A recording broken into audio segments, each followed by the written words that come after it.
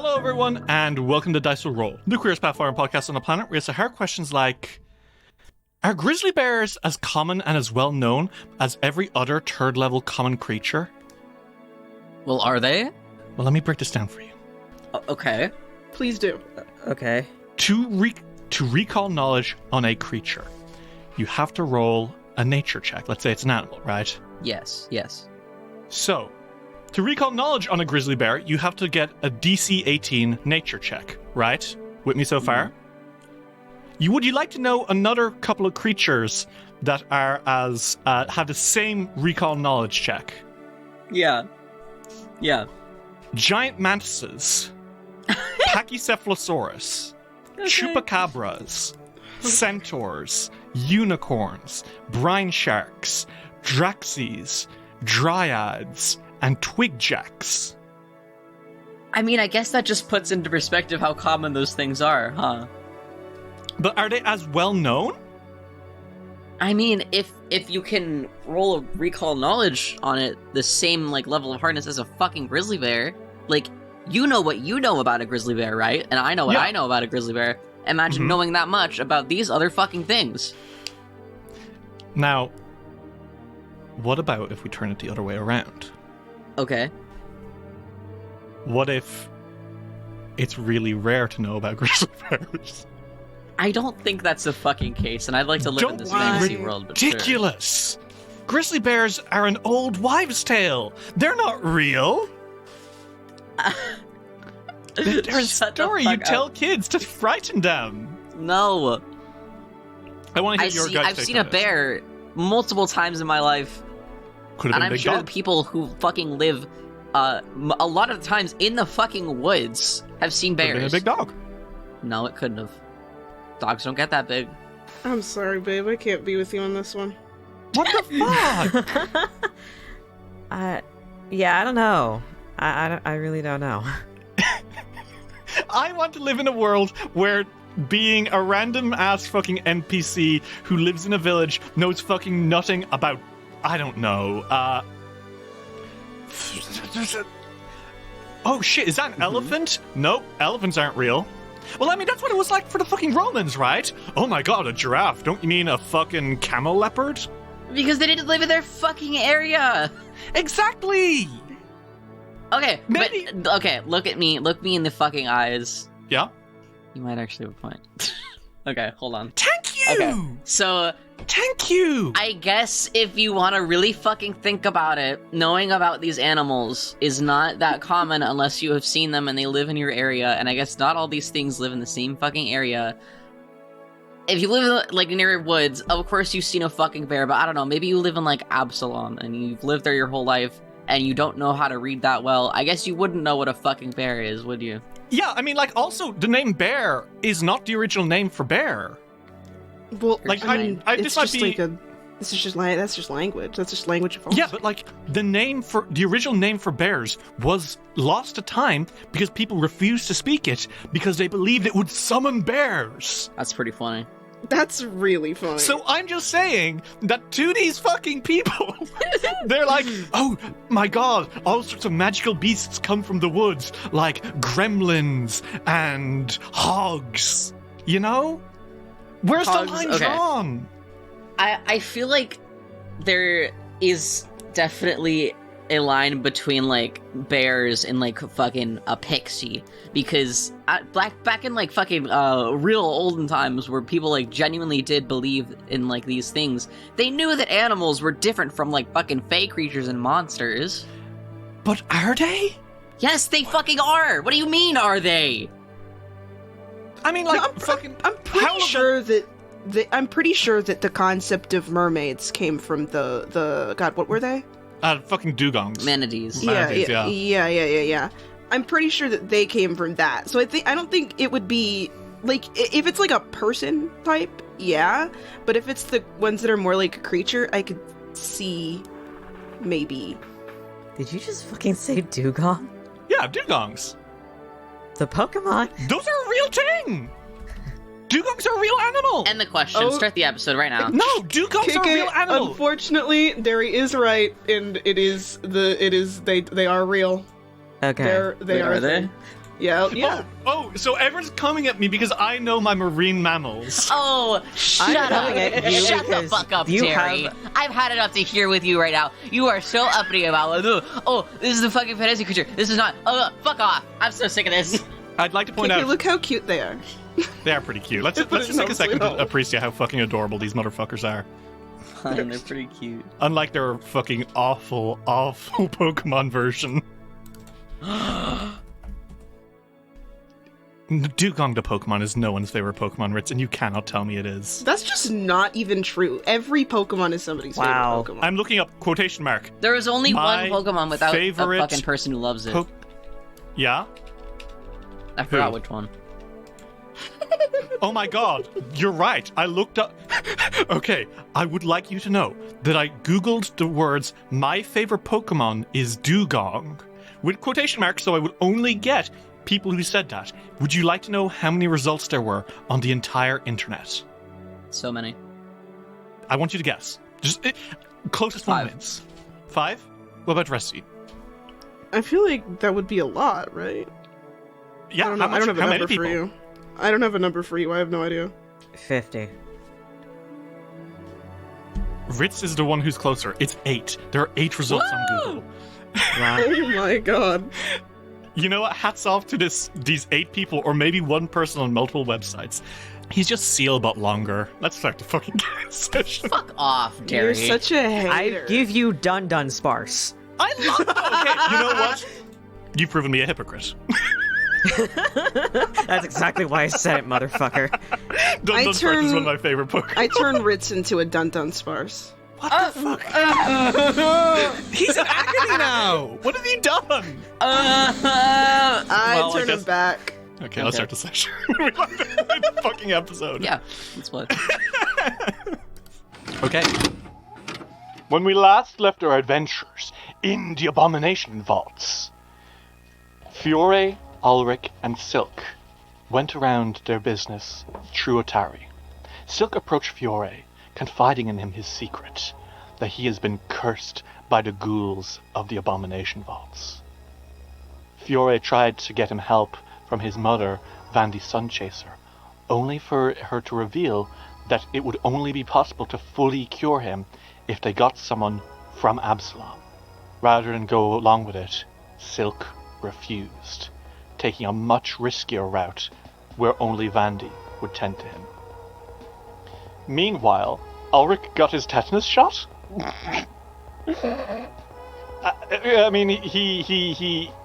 Ulrich dabbled in mysterious medicines, along with Hikori, the plague doctor Tengu.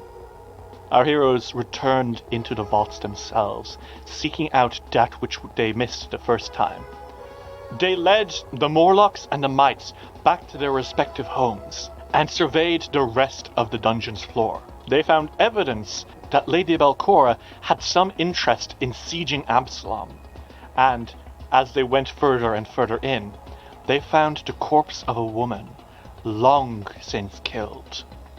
However, the door shut behind them, sealing them into the scriptorium, as the ghost of Chandriu Inzivar, the betrothed, or would-be betrothed, of the evil wizard Volok Azanre, rose from her bones, and demanded that the heroes comply and write for her.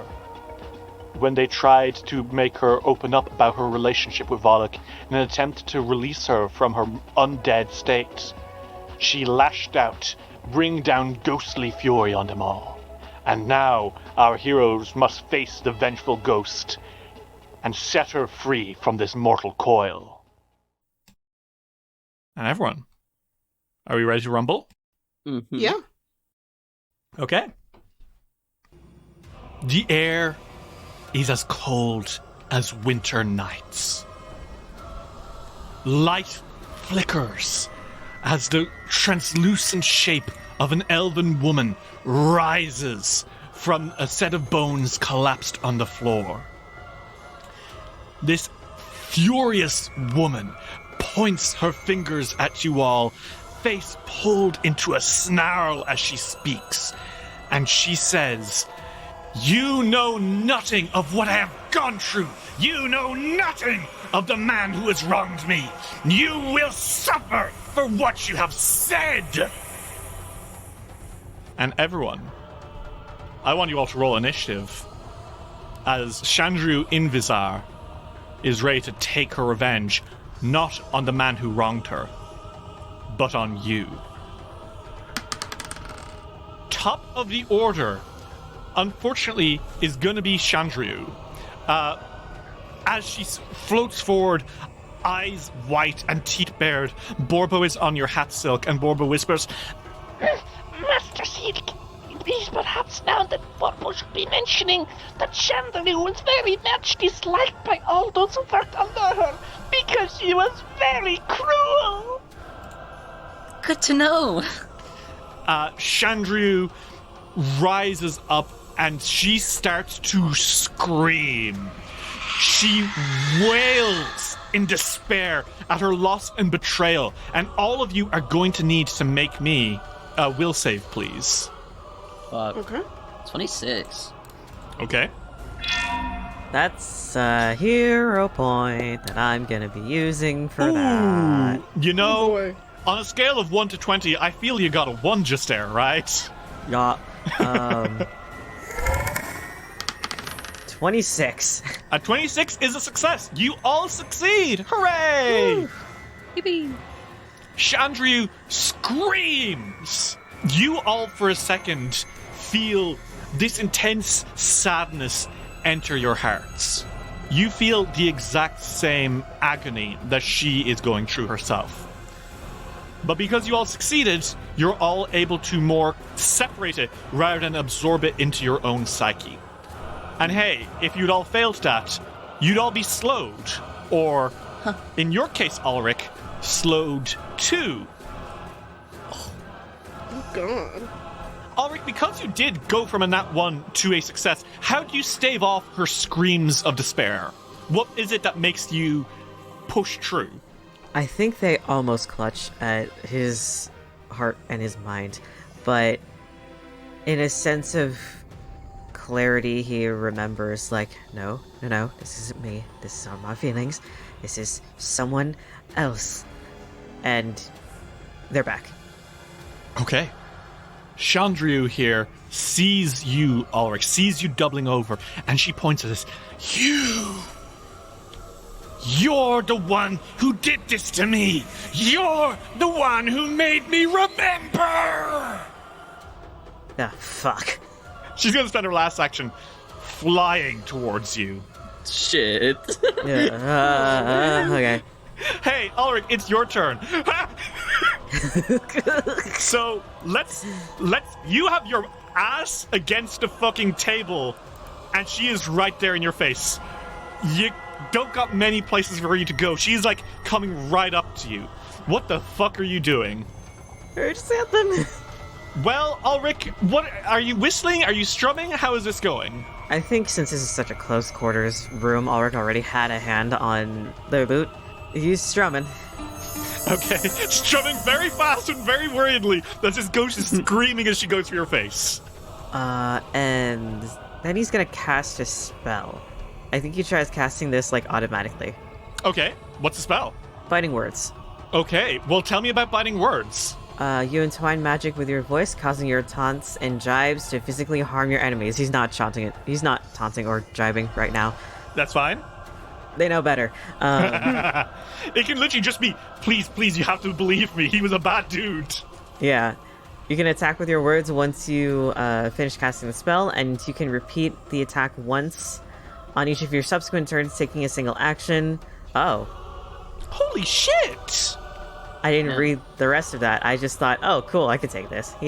Holy shit! So it basically gives you fucking sweet takedowns, and every time you sustain it, you can... Oh my god, that's really cool! Cool. Cool. Well, what do you say to her as you're strumming anxiously? Please, you must see. There was something wrong with him, and he treated you horribly. You have to know this. She shrieks at you as she stumbles back. Make me that attack roll. 27. 27 is a hit. Roll me that damage. 7. Okay, 7 damage. She shrieks and she stumbles back, pulling away from you and holding her head, shaking it and saying, "No! No!"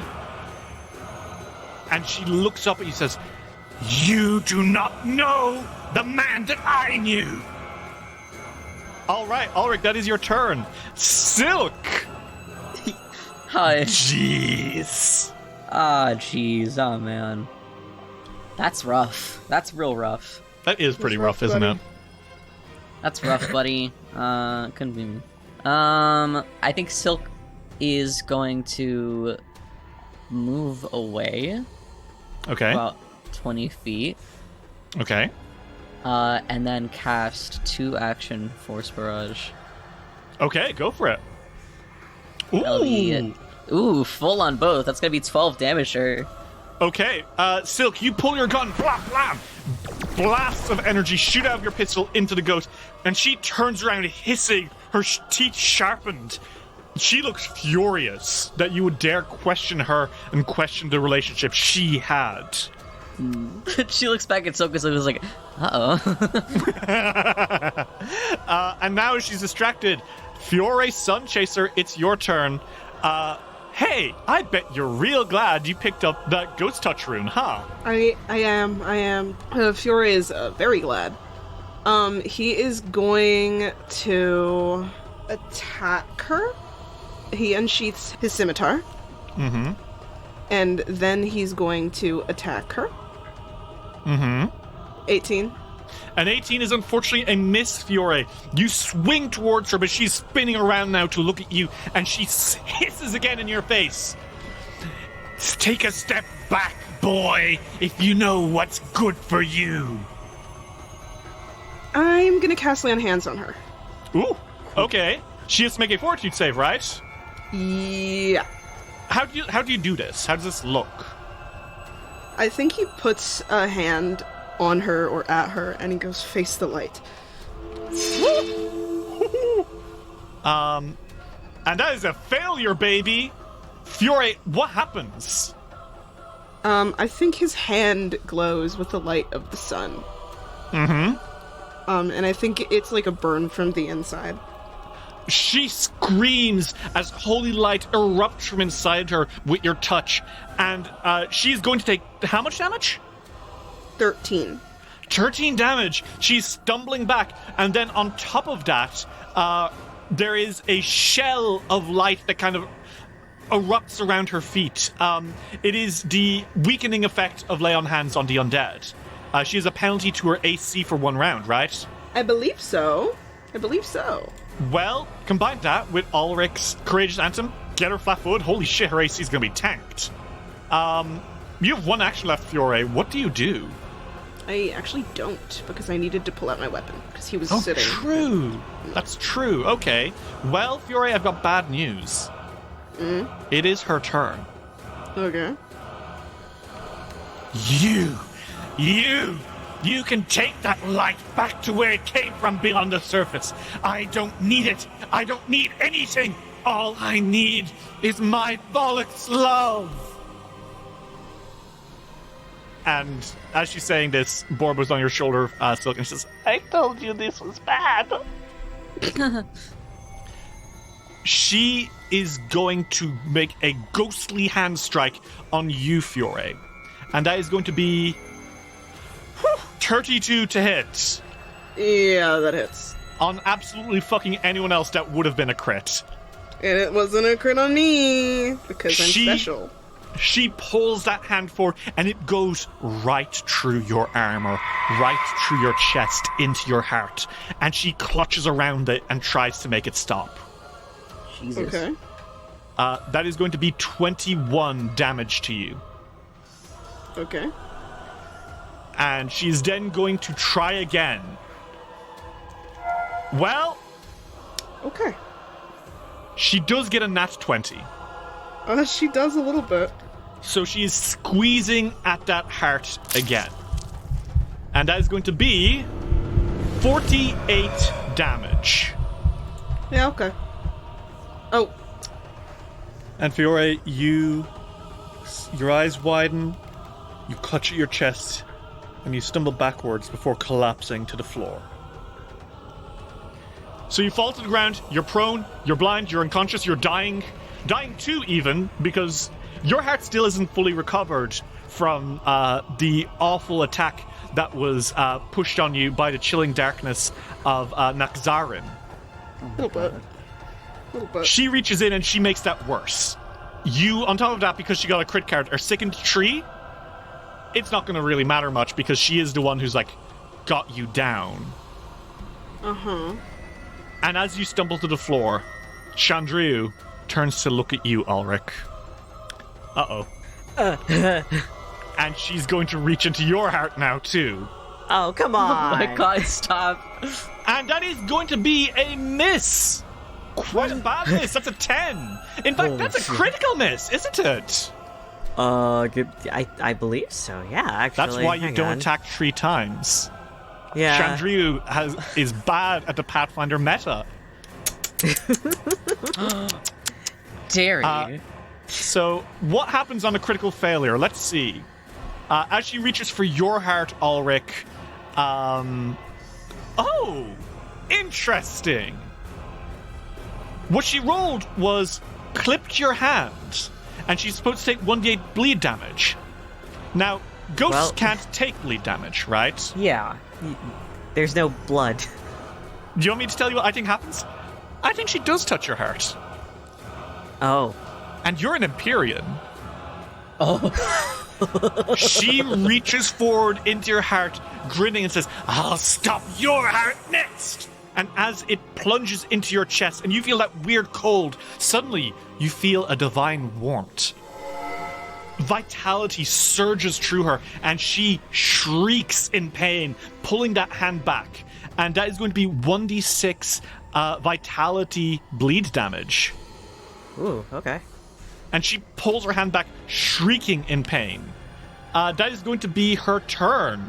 And as her turn ends, she does take 6 damage. And she's still going to be feeling that vitality damage. So she's really fucking herself over here. Mm-hmm. Ulrich, it is your turn. Fiore is unconscious on the floor, and Chandriu is freaking the fuck out here. What do you do? I'm going to use that one action for biting words. Go for it. 23. That is a hit. What do you say to her now, boy? I think instead of trying to get her to see her relationship, they see Fiore unconscious and they're glaring. Back off. Okay. I think that is literally enough to yeah, that'll do it. Roll me that damage. Alright. 9. Okay, that'll be 9 damage to her. She's stumbling backwards. Ulrich, as you say this, I will let you know that this does not count as a strike to keep your Courageous Anthem going. Mm-hmm. But that did only take 1 action. Okay? Yeah. So you still have 2 actions left. She is looking not great. You can see her ghostly energy is flowing out of her. You have 2 actions left. You could do more. You could try help Fiore. It's completely up to you. What now? Slay. I think Ulrich's more focused on Fiore. They're gonna do a heightened soothe. Okay. Ulrich, you keep Fiore's heart beating by playing in time to his pulse. Let's see that healing. 29. Ooh. Holy shit. Hey, Fiore! Well, Yeah. Welcome back. You're conscious again. You sputter awake as you hear Ulrich's music. And, how are you doing down there on the floor, my friend? He's chilling. He's totally fine. I think he probably, like, wakes up with, like, a start. Like, he's like, duh. He's... Smile. That's how he goes. I will say, you do not have your scimitar, your shield, everything fell out of your hands when you fell unconscious. That's a rule, apparently, that I just have not been following since day 1. Sorry, fellas. Well, Whoopsies. But you're alive! You're wounded again, but you're alive. You also feel so fucking sick. You actually, you are still sick in the tree, and everything feels terrible. Oh, God. But that is the end of Ulrich's turn. Silk, it's your turn. hey. So Courageous Anthem has ended. I could name a few things that are worse. You know what? My last turn, I was wrong. I should have filled her away, so I'm gonna do that now. It's only one target, so it's only one action. I need a fortitude save from you. Okay, she'll make that fortitude save. That is a failure. What happens? She is pulled 10 feet towards me. So, about right here. Okay. How does this look, Silk? Because you can't really shoot a gravity pull out of your gun. No. This is like a purely a wizard thing, in my opinion, at least. I think that he shoots his hand out and like kind of a lasso of light kind of flips around her, and he pulls his arm and hand back, and she is yanked towards him. Okay, you do that, and Borbo goes, no! And as you pull her away, she turns now to fully face you. How dare you! Sorry, darling. Master Silk, this was most ill-advised. Shut up! He points his gun at her, and he's going to use Hand of the Apprentice. Oh shit, oh my god, because if you hadn't... Okay, fuck yeah. Cool, go for it. Yeah, this is my second action. 28. 28 against her, that is going to be a solid hit. Roll me that damage. So that's going to be 10.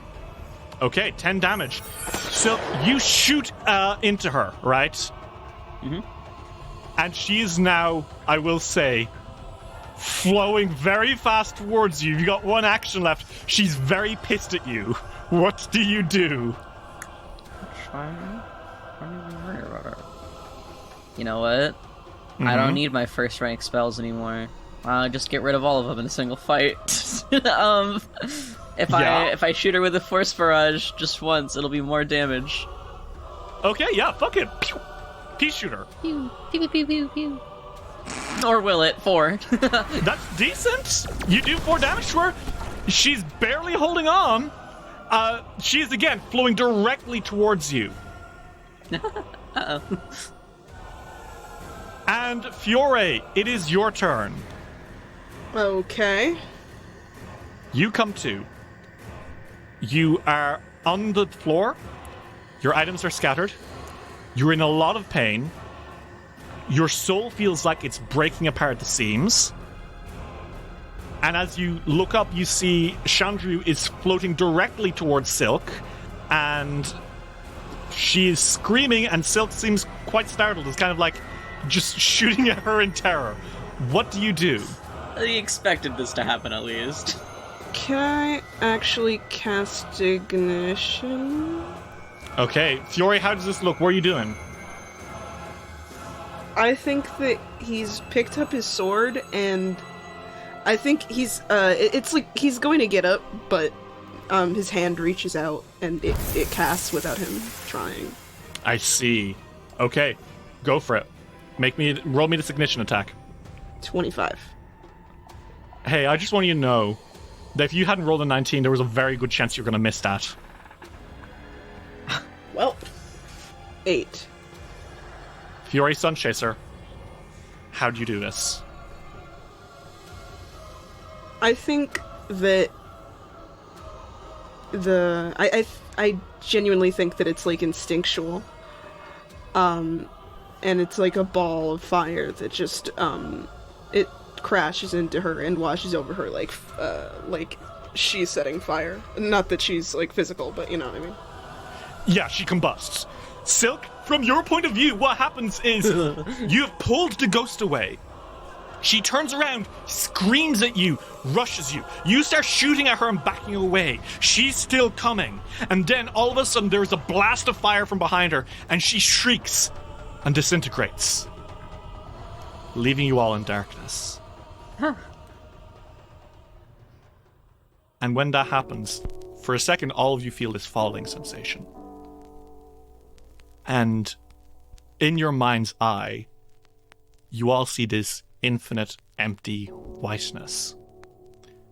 And there is a single woman sitting at a chair by a little table, drinking some tea. And you can recognize that as Chandru. And she sighs a little bit. All this time, all I wanted was his affection. He and I grew up in the same city, you know. He's the only reason I came out here. I thought that since we were both elves and we knew each other for so long, that it was only going to be fate that we would stay together. But he fell for that miserable, short-lived noble and become swept up in ideas of immortality. That peaceful life I wanted drained away, and I found myself becoming just like him. Maybe I'll find something nicer on the other side. Thank you. And with that whiteness becomes darkness, and then your eyes adjust, and you're all back in the room again. I think he's a little stunned for a moment, but Silk hops over to Fiore, quickly fucking checks on him, and is like, "Are you alright?" Kind of. Thank you, Ulrich. I'm alive. Thank goodness for that. Here, you could probably use this too, and Ulrich casts Sound Body. Thank you. What does Sound Body do in this particular case? Oh, it gets rid of. It gets rid of sickened. the second. Yeah. Okay. Well, Fiore, you don't have to spend a few minutes just retching and feeling awful. This will just immediately get rid of it, right? Yippee! Attempt to counteract the effect of your choice. So, counteracting the sickened. Yeah, make me that. Click me that counteract button. Yeah, 100%. That does it. Fiore, you're feeling much better as a kind of like vibration passes through you from Ulrich's hand. He kind of shudders and he's like, oh my, wow. Thank you. Still trying to work on any other spells that can cure things, but for now, this could suffice. You're doing a good job. That was a lot more intense than expected. Well, a little bit. Quite. Let me heal myself. And he casts Land Hands on himself, and he's gonna keep doing that till he feels better.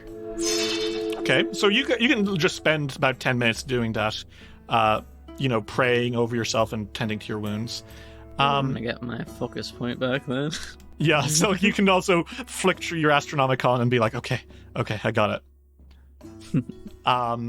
Ulrich, what are you doing in these 10 minutes? I guess Ulrich is just kind of looking around. Oh, you know what? Ulrich is probably looking at the wall that she went through. Okay, so she did walk through a wall after doing some weird things to it, and you kind of figured that might lead to a secret door. Yup. Would you like to make me a perception check? Yes. Okay, Ulrich, you'll never guess what. Yeah. Dude, there's a secret door here! You press a few buttons on the walls in a combination, and slowly the doors grind open. And it leads into a small passageway with a door at the end. What do you do? The others are still praying and reading books like fucking nerds. I think Ulrich takes a glance at the door and around the door, seeing if it's trapped or not, just in case. You don't seem to get the impression that it is. Okay. Probably. Fucking. Okay. I don't like that. So, this one didn't come as a surprise, considering, she went through the wall while we were writing, but there's a door. I'm sad I can't tease you for this one. It's okay. Silk puts his Astronomicon away after 10 minutes. Exactly 10 minutes. Exactly 10 minutes. He's got a timer. He's got a bodily timer. My Pomodoro timer says it's time for me to keep going. He has a really loud alarm clock, actually. God. He walks towards the door and kind of like just looks at it. Is it, like flips his hand. Gay? No, trapped. Purple does not think this door is gay. I thought it'd be a little funny to say. How did door be gay? Be serious. Oh. I just got knocked out. Be nice to me. I didn't think she hit your head. Man. Well, it didn't appear trapped, at least to me. I can open it. Here, he picks up his shield and he comes back. He's like, I'll hold this in front of me. Okay. Please do. And then I think he goes to open the door. Oh. Well, the next room appears to be a secret scriptorium. A work table covered with blank scrolls and papers sits against the eastern wall of this room. There's a cabinet with several closed drawers standing to the north. There are lots of really nice books in here, I will say, which looks like 2 bulk of valuable books for Morlabend. Which, by the way, you have not told him, by the way. You're just like, Morlabend will like this shit. La la la la la. They haven't had the time. Yeah. Ulrich steps into the room, and I think they immediately start looking at the papers and the drawers and the books, going, I smell loot and lore. No, literally, same. Well, most of the pages seem to be empty. But what you do find is one tucked beneath the others. With a big inverted pentagram in red ink. You hope it's ink. And a lot of words. Joy. I think Ulrich looks at that paper and goes, "Right, okay, why?" It seems to be written in diabolic, which you cannot read. Ulrich straightens up. Does anyone here know diabolic? Diabolic? Yes. You know diabolic? Fiore looks at Silk. Oh, right. Don't remind me. Okay. Well, here's this unpleasant thing. And Ulrich sets down the page. Let me see. Well, Fiora, you start reading through it. And what you kind of get from this is that, yes, it is an infernal contract. Specifically for the soldier devil, Corlock. You met him earlier. Was he the guy that was doing the lines? Yes. Oh. I think Fiore kind of perks up. He goes, "Oh, this is you know the devil that we met with that was drawing lines on the wall for every day? Oh, is this his? This is his contract." Oh. Wonderful. Well, maybe the other one's in here too. Mm-hmm. I might not like devils, but I don't really want them to suffer. It's inhumane, certainly. You will also note, Fiore, as you quickly look through it, that there's a loophole in the contract. It's buried deep, but you find it almost automatically. I see. It's very long and complex, but it's almost like your eyes drift to the right places on the thing. You know what you're looking for. Oh, yeah? And if you were to bring it up to his attention, he'd also note it and also understand it. So he'd be able to set himself free and go home. Fiore froze his eyebrows and he's like, "Oh, I know how to... I found the loophole." Oh. That was quick. I just kind of noticed it. I didn't really mean to. I guess it just must be obvious then. Yeah. So, what do we, or does he have to do? What does he have to do? Essentially, he doesn't have to do anything. The contract's already been voided. He can basically fucking leave he's not been bound here. He's never been bound here. He basically was just staying here because he thought it would be good to. Because he was pretty sure his contract said to. But turns out, he doesn't. He can, in fact, just leave whenever he wants. He's gonna be mad. He's gonna be so mad about that. Oh no. If you already kind of... He's not bound here. He At can all? just leave. He can just leave. Okay. That sucks for him. I don't even know what to say. He's not gonna like this. Probably No. not. What about that other little guy? Is his in here? And Silk starts like rooting through the same place. Ulrich found that. Let's try and find out. Surprisingly, as you spend some time looking for it, no. There's no sign of this guy's contract. Oh. Interesting. Looks like perhaps it's elsewhere in the Dungug. Fiori's looking around. He's trying to read things. He goes, I can't find it. Huh. It's probably somewhere else. I'm not sure why. Strange. This place is pretty strange. That seems to be everything in this room. There's probably more stuff in the other room, though. I don't think any of them can like fit more books in their inventory. You'll probably have to come do a pass, pick up more books later. Sure. Silk leaves a note in his book to Pick come up check out this books. room again. Do you guys want to make your way back out to the main scriptorium and take another peek around? You didn't really have a good chance to look around before because Chandryu was right there. Yeah. What now? I think that Fiore basically gathers the books that they are going to take and puts them into a little pile to take later. Pretty good. He's like, I don't want it to be more work later. Fair enough. We shouldn't face too much trouble on this floor anyways anymore. So what is in this room, Derry? Well, as you all take a peek around, I want you all to make me a perception check. I think Borbo should also roll. I mean, he can. His perception is not very good, though. No, but he's still rolling. He's part of the fucking team. He's part of the I actually don't think team. he can roll perception. You know, fuck it. Yeah, why not? He can see. Yeah, but he's not very smart. Oops. I'm Fuck you!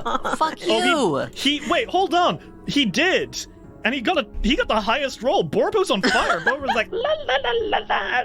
Oh, look at this! I am just a little goblin.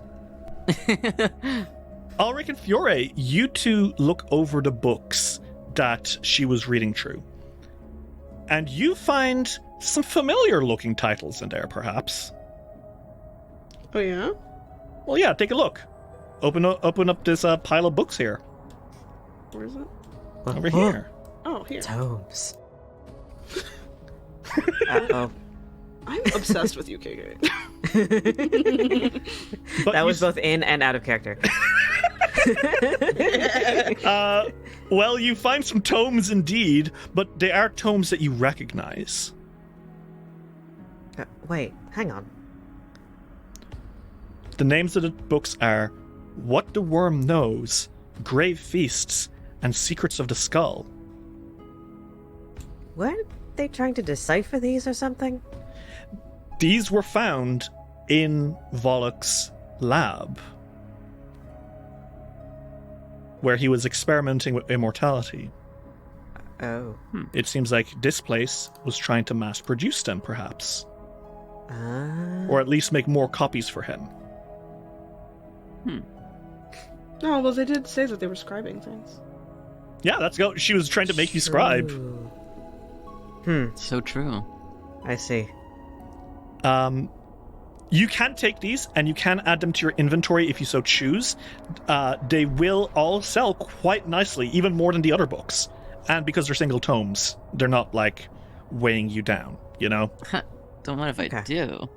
Well, Silk, what you find is perhaps, I don't want to say more interesting, because it's not more interesting, but something that was picked up and then put back down earlier. In Chandryu's remains, the skeleton, it's a little portrait of an elven man, a beautiful elven man. In some ways, Silk, he looks a lot like you.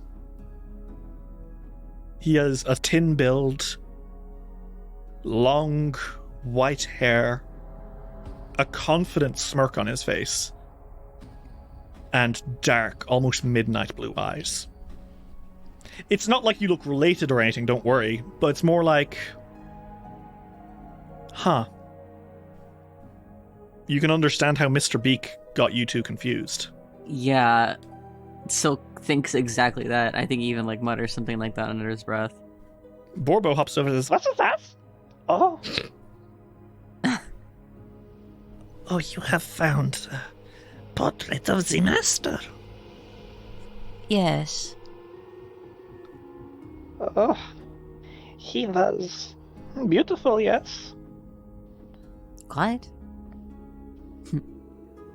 Very vain man.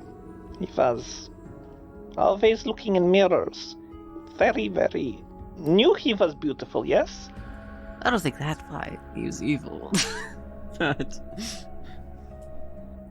it's certainly not a becoming trait. Be vain. No. But one must wonder. Perhaps it made him worse? Maybe. Silk kind of flips the portrait over. Looks at the frame. Is there anything on the back? Not really. It's one of those, it's like a locket, you know? Mm-hmm. But when you take it out, there's nothing super clue giving, you know? Mm-hmm. That being said, do you want to keep the portrait?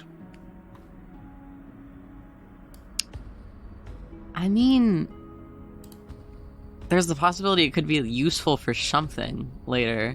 Maybe. It could be. But also, fuck this guy.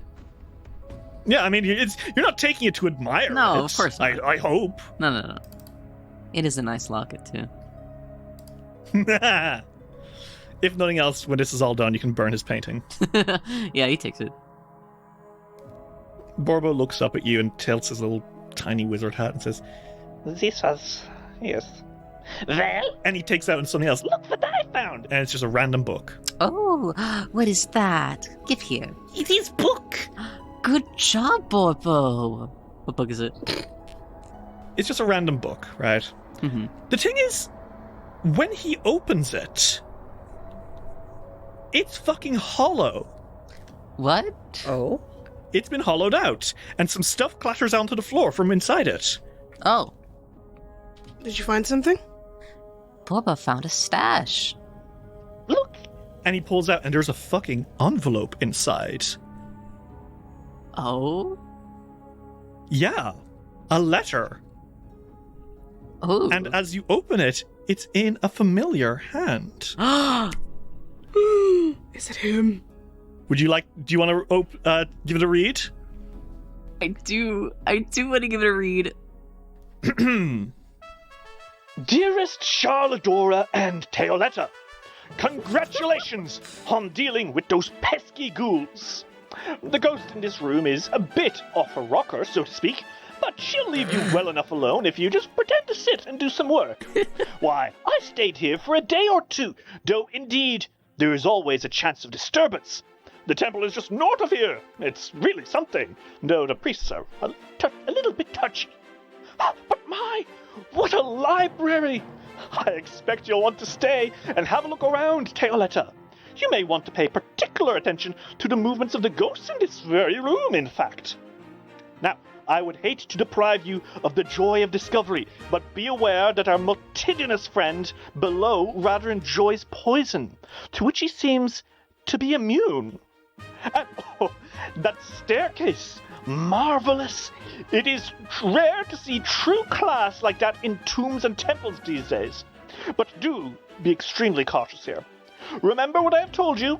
There's no dishonor in fleeing from something you are not prepared to face just yet. Just like you, Charladora, with that river drake when you were only 10. Oh, poor creature. It should have fled. I left something helpful in a bottle of particularly good Jean-Marais dry white. I'm afraid I cannot comment on that vintage, even I am not quite that old. The ghost is looking over my shoulder as I write. I don't think she's paying attention, though. Poor soul. Ever onward, your scholarly uncle, Dr. Zacchaeus Wimmerfor Slumberstone the Fifth. Christ. Well, good to know Dr. Zacchaeus didn't die between this time and the last. He is fascinating. I'd like to meet him. Honestly. God, me too. The guy downstairs that is fucking immune to poison is one thing. Specifically, multidinous? Yeah. What is that? Well, multidinous means, very numerous. The fuck is that supposed to mean? Numerous friends. Interesting description of a guy. Friend is singular and not plural. I don't like that. Also, it's like fascinating that he's been able to get past these things without like, I don't know. I think it's really funny. There's no like implication of him enacting any violence or like protecting himself. He's just scampering through. Yeah, he's just going through it. On top of that, he does mention, hey, sometimes you should run the fuck away. Which is maybe not the best thing you should hear. That's fair. Something about what's on the next floor makes it sound kind of dangerous. But aside from that, you do have in the Jalmaret brew, Ulrich, you take one look. That's an antidote. That's an antidote right there. Oh. Drinking that will give you a +3 on your item bonuses to fortitude saves for the next 6 hours against poison. Ooh. Useful. There's also a fear gem, which when you crack it, will make someone frightened. Who wants what? I mean, before that, Silk puts the strange letter back in the book and puts the book back. for the nieces, if they ever come around? Of course, these aren't for them. These are for those two. Fair enough. Yeah. They can't just take someone else's mail. Again, the sanctitude. Are you taking the treasure, though? Yeah. Or are you leaving that as well? The treasure belongs to us now. Yeah, it's ours. We did find it first, Yeah. and they should have been quicker about it. Exactly. Damn. Exactly. Who wants what? Well, there's 4 of the fear gems and 3 antidotes, so we can all take an antidote. Is there? Yeah, quantity. Oh, shit. Wait. Oh my god, there should be... Yeah, okay, cool. There's 4 of each. There's 4 fear gems and 3 antidotes. Help yourselves. And what do you want to do now? Because now that that's done, that's basically everything on this floor. You could go get that devil his contract, but there's no rush. Fuck him. There is the door downstairs next to you all. The one that you saw Otari's footprints going down. Or you can use one of the other downstairs that you found here, including the one near the devil, and anywhere else. I think those are actually the 2 that you found right now. Oh, shit. What's up? Ulrich is encumbered. No. Ulrich, you pick up a stack of books and you're like, ugh. Ulrich picked up all of the books from the pile that he and Furai saw, and immediately tried to pick up the stack of books. Like, I handled 3. Maybe I can handle the. You should put those down. All right. We'll be back later. Ulrich looking sadly at these books like, but I wanna. What if I want to look and read? That is gonna get us killed. I know. It's tempting, though. That's why you shouldn't take it. It's tempting. We can come back for it later. I suppose. Yes, we will. I still have the other 3 books, though. Those are negligible. They're fine. Alright, but let me know if it's too much. I think my bag is already basically full. I have 2 minutes. Do you guys... They're minor healing potions, but do you guys need them? I'll take a little bit. I am carrying a lot right now. Why do I have 4 daggers? Why do you have 4 daggers? 4 daggers? This is how I play like real video games. Fiori's going through his bag saying, 4 daggers! No, literally, I think he's like, let me see. Why do I have these? You don't even use daggers. No, I think I planned to sell them, and then I didn't. I'll do that the next time I'm above Silk ground. starts kind of stumbling around, catching his breath. Oh my god. No, literally. This one because of the potions. The potion is what did it. Okay, let me have this back. Oh, we have too much stuff. Can we just go back and put it all away? I'm tired of walking around with so much weight. How much weight do you have? Too much. How much weight does he have? He 6 is encumbered. bulk. Yeah, he is encumbered. I just wanted to know because I think it's funny. He gets encumbered at 5, but he has 6. Oh my god. Where it's like, Listen, Ulrich gets uncovered at 6, so we're Well- gonna have to do a lot of the heavy lifting. Just go free that stupid devil and go home. Oh, I don't know how you guys do it all day. That's what the fact of what's below. you are dramatic. I'm sorry. Some bull. Nice to meet you. My name is Silk. Are we new? Man, it's just some weight. Oh no. Do I look like a bodybuilder to you? No. Do I? Certainly more than I do. Okay, fair. Ugh. Do you really want to leave the vaults right now? Here, I can take those 2 potions back if you need healing. I can give them to you, or soothe. I'm gonna a fucking drop a bag of holding on the next floor. I swear to God. Can we at least just put our stuff somewhere before we continue? We can leave them inside the scribe's room because there's no ghost here anymore, and we know that this place will largely be untouched. Ugh, I feel like a mule. We can just leave everything here. Fiora is like, oh my god. Or we can transport most of it to the elevator again. Please. Yeah, actually, let's do that. Let's make sure that we're not, because we're not really gonna want to come back, probably, if we have other things to do. No. Well, we're probably going to be walking a bit slow. Let me get those books again. Do you pick them all up and hobble towards the elevator? Yes. Yeah. Please. You are so real for that. I want you to know.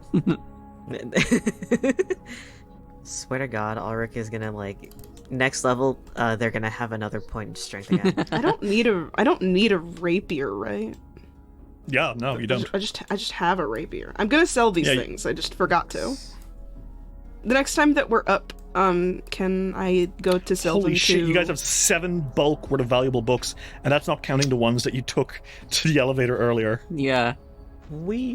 So that's a total of 8.5 bulk, I want you to know, that you all dropped here. Fiore drops the bulk in there and he goes, oh, I feel much better. And he's dropped a lot. So, as you guys have made your way back to the elevator, you know that to go deeper, you would either go near the devil, or you would go following the footsteps of Otari. Well, we should go to the devil, shouldn't we? Yeah. It's the right thing to do. Devil first, and then lower. I bet he'll be so happy. I hope so. You guys skitter along through the vaults, skipping and holding hands as you make your way towards a literal devil from hell. Fiore makes a face. They all kiss a little bit. You They all all kiss. kiss a little bit. Just a little. Dice Will Roll will return after these messages. Few hundred years back, this place was full of life. Whole world was, as a matter of fact. We had libraries full of arcane secrets, towers hiding ancient treasures, more magic than anyone knew what to do with. Gone now. Over time, magic just dried up. What we have left is the 3 truths of the land of Wistoria. Firstly, truth number 1, the world ain't safe. The bits that aren't irradiated are dry deserts full of monsters, outlaws, and the occasional monster outlaw.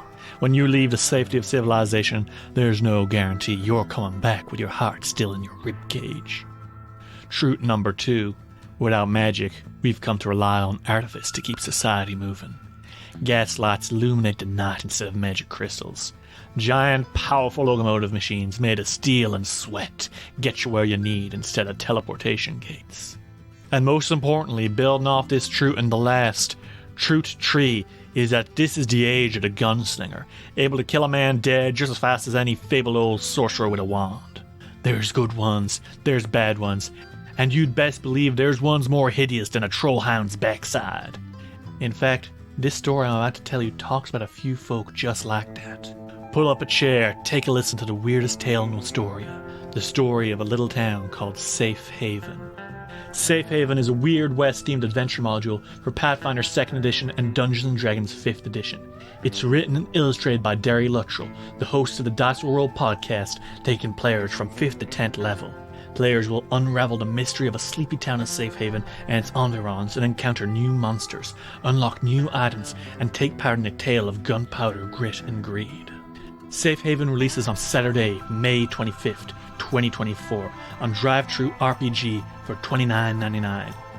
In this 214 pages long tale, you'll find 131 pages of adventure, 59 pages of character options, from western class pets to firearms to gods and hometowns, 21 pages of monsters from Americana, from the Shuza hags to Hopkinsville goblins to the miserable pathetic squonk. If you're looking for a tale with minigun-wielding barbarians, mysterious stranger oracles, or ufologist wizards, Safe Haven, a Weird West tale, is the story for you.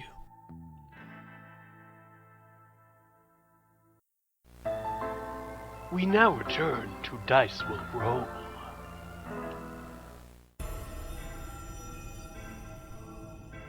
So, as you guys make your way through these doors, you open them,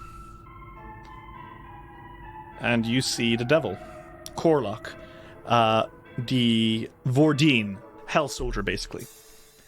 And he's kind of shifts on his seat as he sees you and says, "Right, it's you lot again."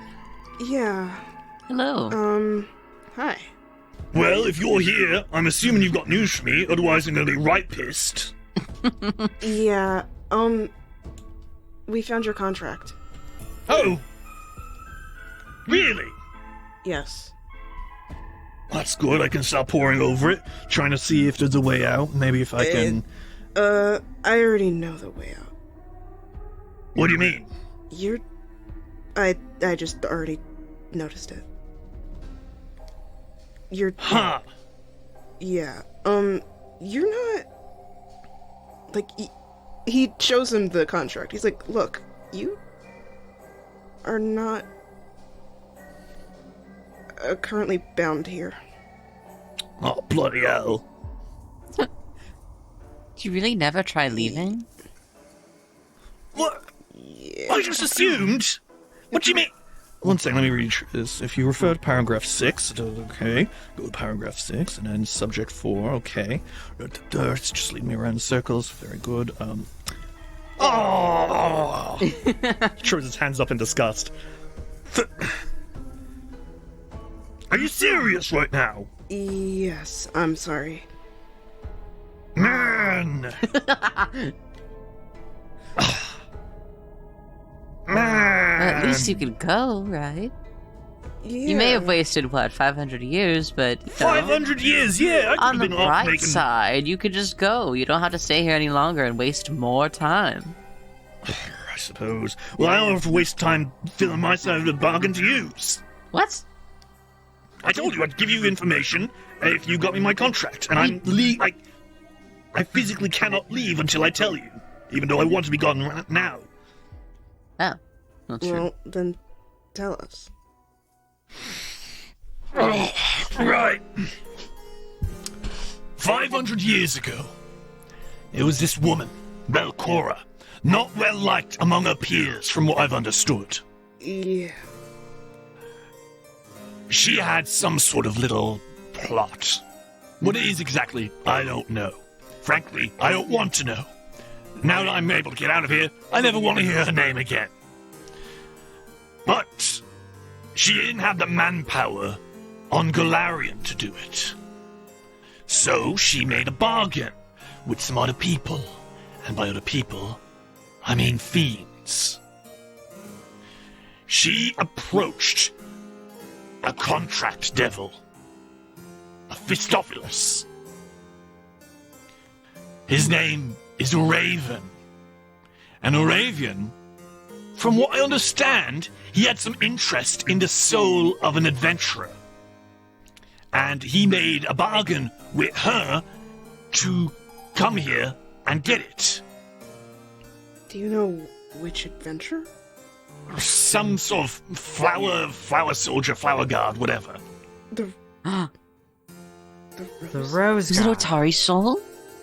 I don't know anything about anything. Listen, if I was in Raven's teat, I wouldn't be here, would I? Fair. Anyway, point is, from what I understood, he owed that soul to someone else, and he wanted to come here and work alongside her to give himself a better chance of getting it. But obviously, she's dead. He's gone back home, I would assume. And now there's a couple of devils left behind, like myself. Once upon a time, there's an whole infernal army of devils. I've seen it myself, you know. One of the floors is just full of devil soldiers, but now I have to assume it's bloody empty. Most likely. But one way or another, point is, Belcora had some fiendish allies, myself included. And those fiendish allies wanted something with the souls of one of those rose goods? Rose goods? Guard. Rose guard, yeah, that's what I said. Anyway, yeah. That's what I'm giving yous, and you have fun with that. I'm gonna make my way back through the 9 rings, and I'm gonna give my former supervisors who loaned me out to O'Raven's employ a piece of my mind. Good luck with that. Hope you Thank get you. the best. I appreciate it. Ugh. Right, well, toodaloo. And with that, he takes the contract and rips it into infernal flames. And he grins, and then there is a circle that opens up beneath him, and he just kind of sinks through it. And with that, he's gone. Quest complete. Give me that contract. Pretty good name. He already makes a face. Yeah, you guys have that. Quite a flashy exit. Yeah, it's devils. It's a little impressive. He makes a face again. I'm just saying. But isn't that interesting? A devil that owes someone another person's soul. That is interesting. And they're one of the Rose Guard. I wish we had evidence of who it was, but for now I can only assume Otari, right? Maybe. We're, at the very least, probably gonna find out if we keep looking. Maybe we can find something on that floor of infernal soldiers. What's left of it, anyways. I hope not much. Well, as long as they're not as stupid as these two.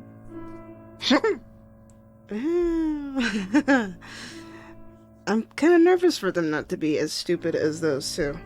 Well, if they aren't, then they won't be there. So, I don't think there's much to worry about. That's true. At the very least, we have more information. Which is exactly what we needed. Next floor? Do you want to go down the stairs nearest to you, or do you want to go follow Otari? Because his footsteps start a little way, like just down the corridor anyway. Personally, I want to follow Otari. Yeah. We do stand to gain more from following his footsteps than not. Knowledge-wise, anyways. Even if it's just knowing where he went. Yeah. Do you guys want to go bother his footsteps? Yes, we do. Okay. Mhm. So, the four of you make your way through this empty dungeon back to the the haunted couch. JPEG couch. Yeah. The haunted JPEG couch. Thank you, Haunted JPEG artifact couch. JPEG couch. And just like in the bathroom and just like before, words form on the wall once again, reading the exact same thing. Belcora fell to the Rose Guard, but we never knew of these vaults below. And with that, the footsteps begin walking. Do you guys want to follow them? Yeah. Yeah. Mm-hmm. Well, follow them. Okay. The footsteps lead through the library, making their way into the forbidden collection room once again, where you lost track of it before. They dance around the now destroyed bookshelves. It slides under the door, which you open, and see that it leads down a long, dark flight of stairs. Do you guys want to make your way down to the next floor? Oh, yes. Yeah, I think Fiore looks at the others and he's like, are you guys ready? Ready as we can be. Ready. Alright. This is very exciting.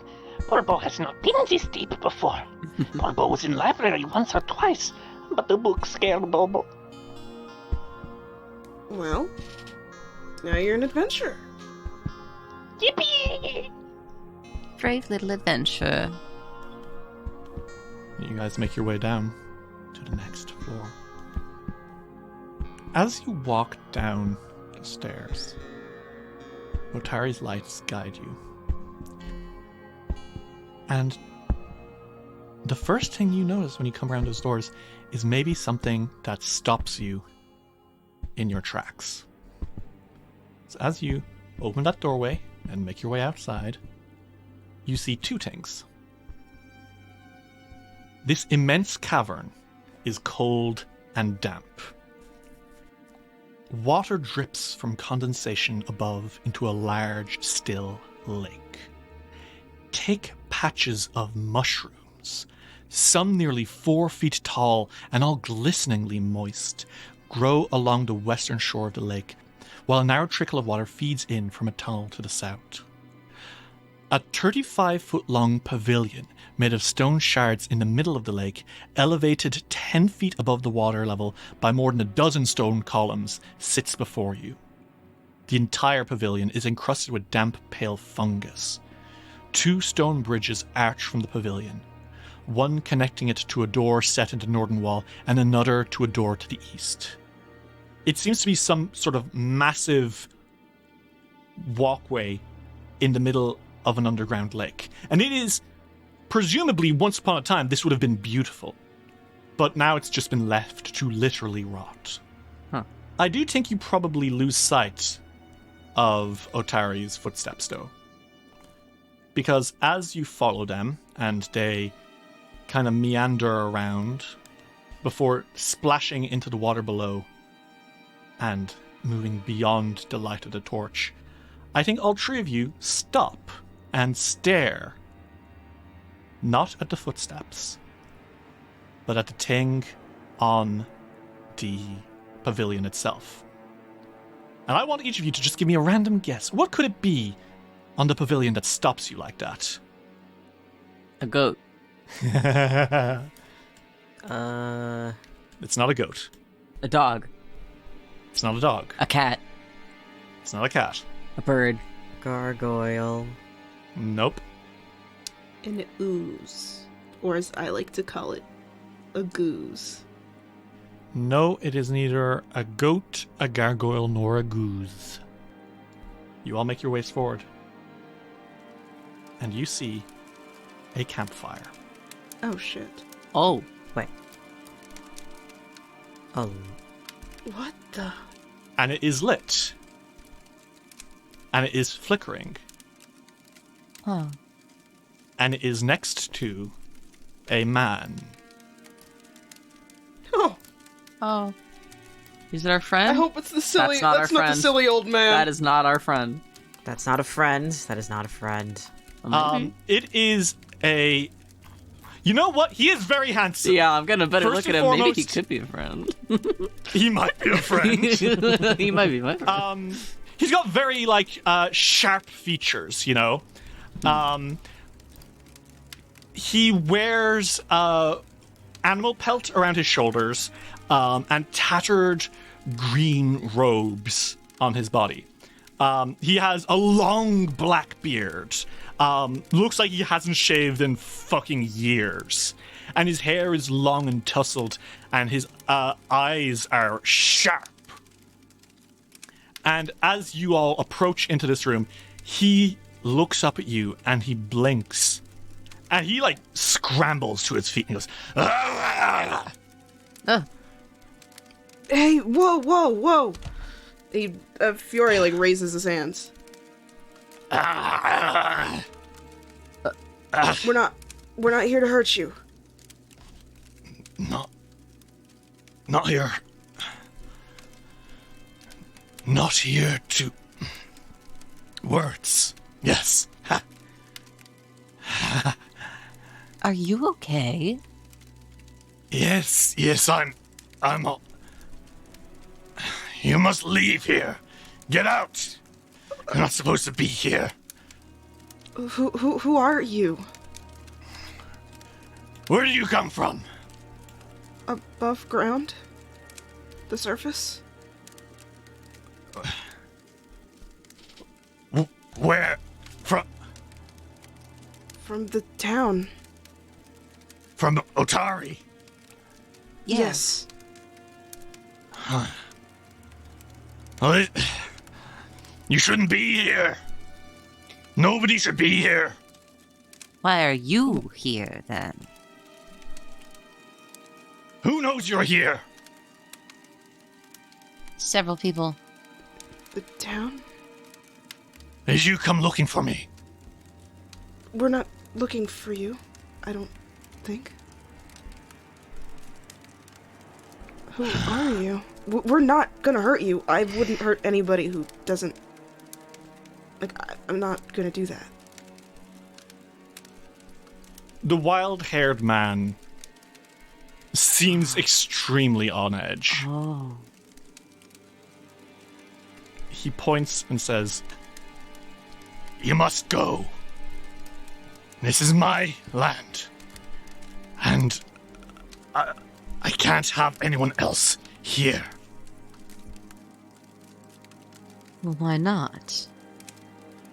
It's my territory. And you're not welcome here. So I'm going to give you one more chance to turn around and leave. Understand? Is this entire floor yours? No. This bridge, this is mine. You can go elsewhere, I don't care. But you must go. What kind of And you fur can't- is that around his shoulder? would you like to make me a perception check? I would, because I think I know exactly what kind of fur that is. I think Ulrich is gonna make one too, because I feel like I'm on the same page as Reese. Yeah. Same. All of you stare. And Silk and Fiore, both of you can tell that is wolf pelt around his shoulders. But Ulrich, you see something much worse. Mm-hmm. Around his neck, he wears a locket. One half of a heart. And it's a very familiar locket. Because you and your family are quite close to the man who owns the other half. Ulrich is staring at that locket and that man's face. It's your last chance to leave. Turn around and get out of here. And never whisper a soul what you saw today. I just want to know who you are. I'm nobody. I just live here now. And I'm trying to live a nice, peaceful life. And I'm not going to let a group of nobodies take that away from me. So please just take this last chance. Just take this chance and go. I don't like how desperate he seems for us to leave, because it doesn't feel like he just wants us gone because he's like a nobody. It feels like he wants us gone because maybe he's not able to control himself. Mm-hmm. That's why Ulrich's not saying anything. We'll go, okay? And if I ever see you here again, I'll fucking kill you. Okay. Let's just head out. What the fuck do you guys do? I think they're backing away. Fiore's like, who is that? That's the fucking serial killer. That's Joel Mesmin. What do we do? Well, We can't just leave. We can't just leave him here. No, but oh god. He doesn't seem like he is in control of Anything? the whole werewolf thing. Yeah, he seems extremely unstable.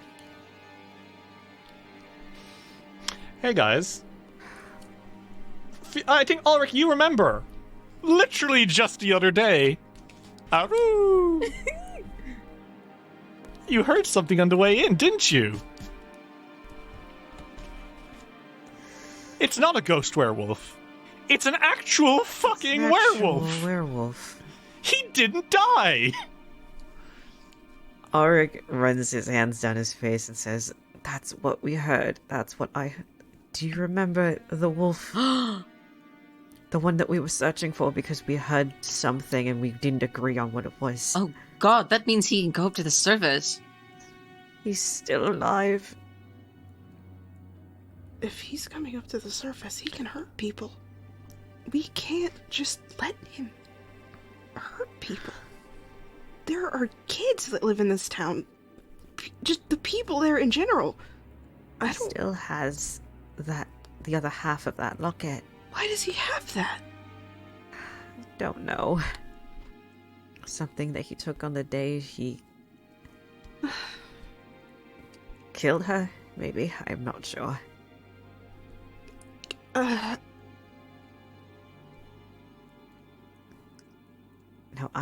the thing that I am tripped up by is the fact that he wants us gone, either because he doesn't want to hurt anyone again, or because he easily could have just killed us, or at least attacked us. Mm-hmm. If he was so dead set on just, it's okay to kill. Well, since he knows the whole town knows we're down here, maybe he's just covering his ass. True. But I don't know what we are supposed to do about that. That's a person in there who's committed really serious, heinous crimes. That man's been looking for the killer of his wife for years. If you can bring him back that locket, at least, you might find some peace. Yeah. I feel like it's way too much danger to leave him just as is. I want to leave him alone, to just let him live out his life in peace, but if he's going up to the surface, and he's not, maybe we could knock him out or something. But then, oh god. He's not just gonna stay down here. Even if we took him back up, I just want him executed. I don't really know what to do. Either we leave him, or he dies. I don't like either of those options. Oh, I think I'm gonna faint. I'm not entirely sure he's even open to questions in the first place. We could try, but he will attack us. There's no question about it. If we go back in there, he's going to jump us. Yeah.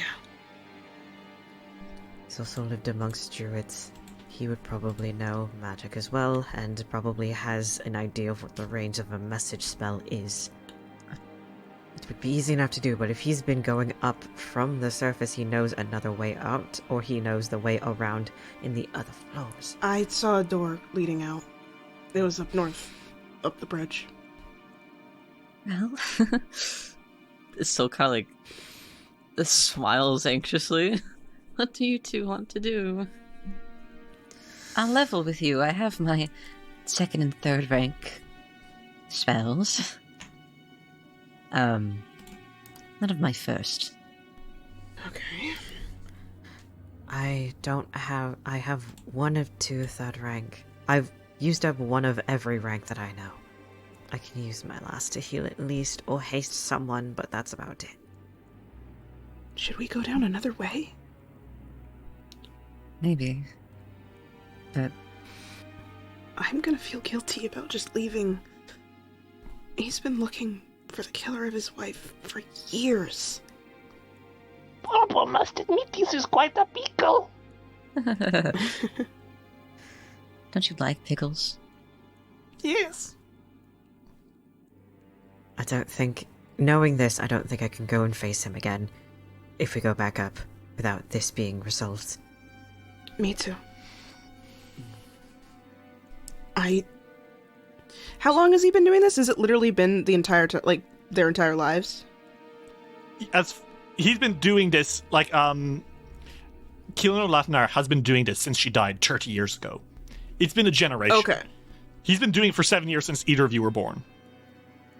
Fiore looks at Silk and he's like, I know you haven't lived here for long, but he's literally been doing this since I moved to Otari. And long before. I used to think that he was not delusional, but making up a badder guy to deal with it. This is not that. I could try to get him to stand down, but if I can't, we're just gonna have to kill him. I don't know exactly how I feel about being executioner ourselves, but I also can't say I'd feel very safe leaving him alive. I mean, I want to knock him out, but... Like you said, if we bring him back up, we're absolutely going to kill him. I mean, we could do that. It doesn't have to be our job if you're uncomfortable, but we'll still have to fight him, and he'll be trying to kill us. Oh, God. There's no way he's just going up without a fight. We can try knock him out and try to see if we can get any information out of him as possible. Let's, Alright, who has rope? I have some. I have some too. How about we go in with a plan since we're afforded all this time? Yeah. We need to knock him out. And we immediately need to restrain him. Because as soon as he wakes up again, he's probably gonna try and kill us. Right. I could cast Daze on him. Sever some of his senses. I also do have Figment, which could very easily distract him, but I'd need to get much closer to use it. We can try to sneak closer.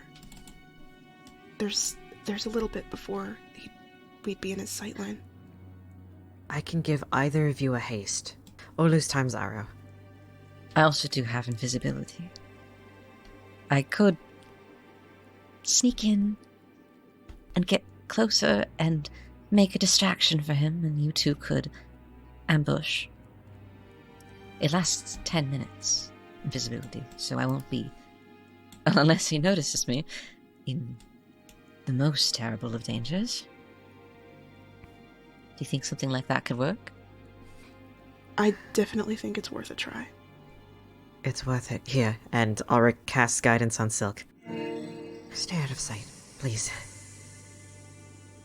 Thank you. Okay, Silk, throw yourself your invisibility again. Borbo sits behind you and says, Good luck, Master Silk. I'm very afraid. Fiore raises his shield. Hush now. I think Silk actually leaves Borbo with Fiora and Ulrich.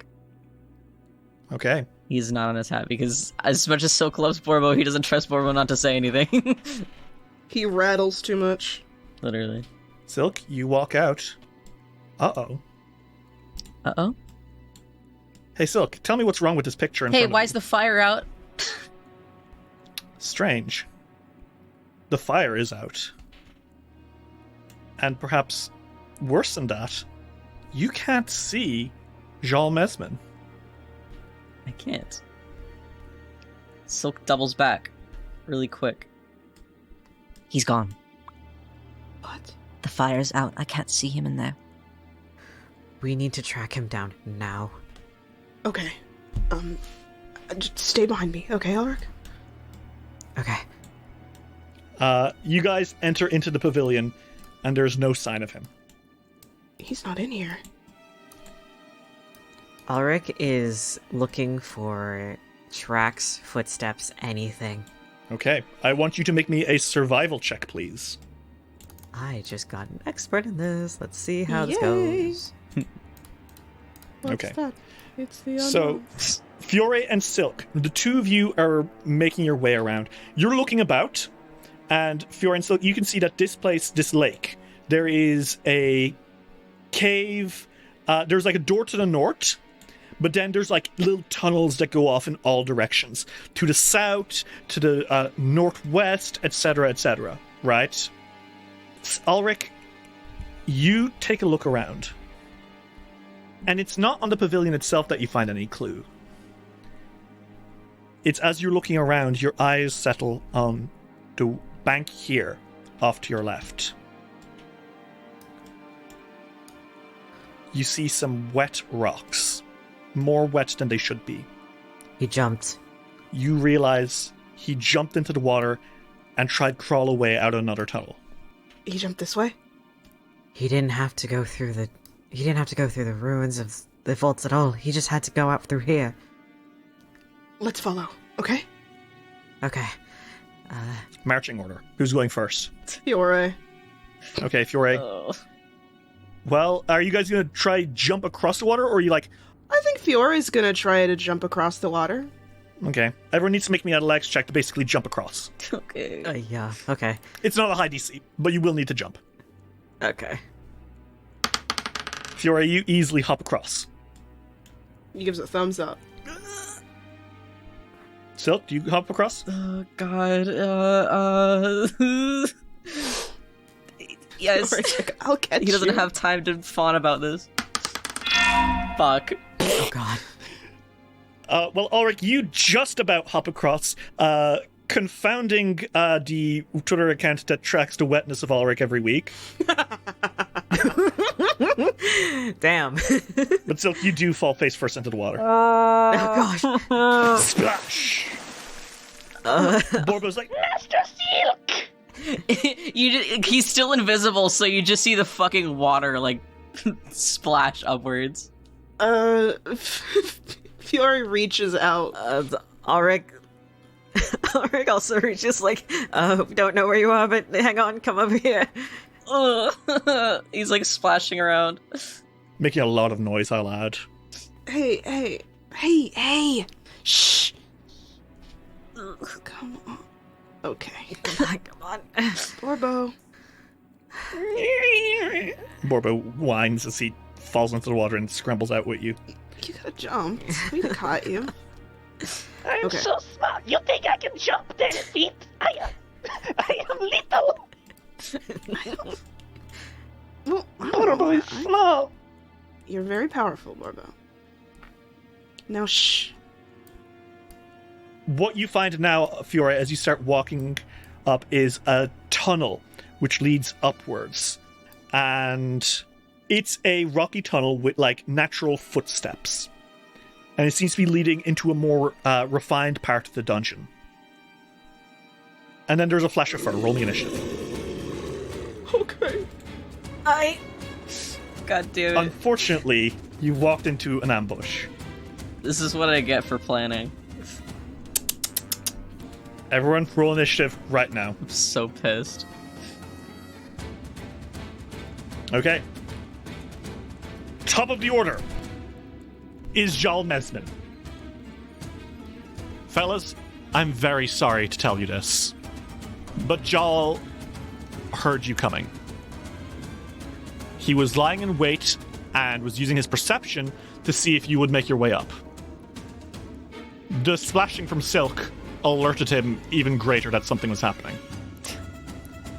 He was able to cast Runic Body on himself before combat began. He was waiting for exactly the right moment where someone would step forward. And unfortunately, it's going to be his turn first. And the first thing he's going to do is he is going to cast Wall of Thorns behind Fiore, Okay. splitting Fiore off from Ulrich and Silk. Uh-oh. Uh-oh is right. That's going to take all 3 of his actions, and a thick wall of thorny brambles erupt from the kind of plant life growing alongside the walls of this tunnel.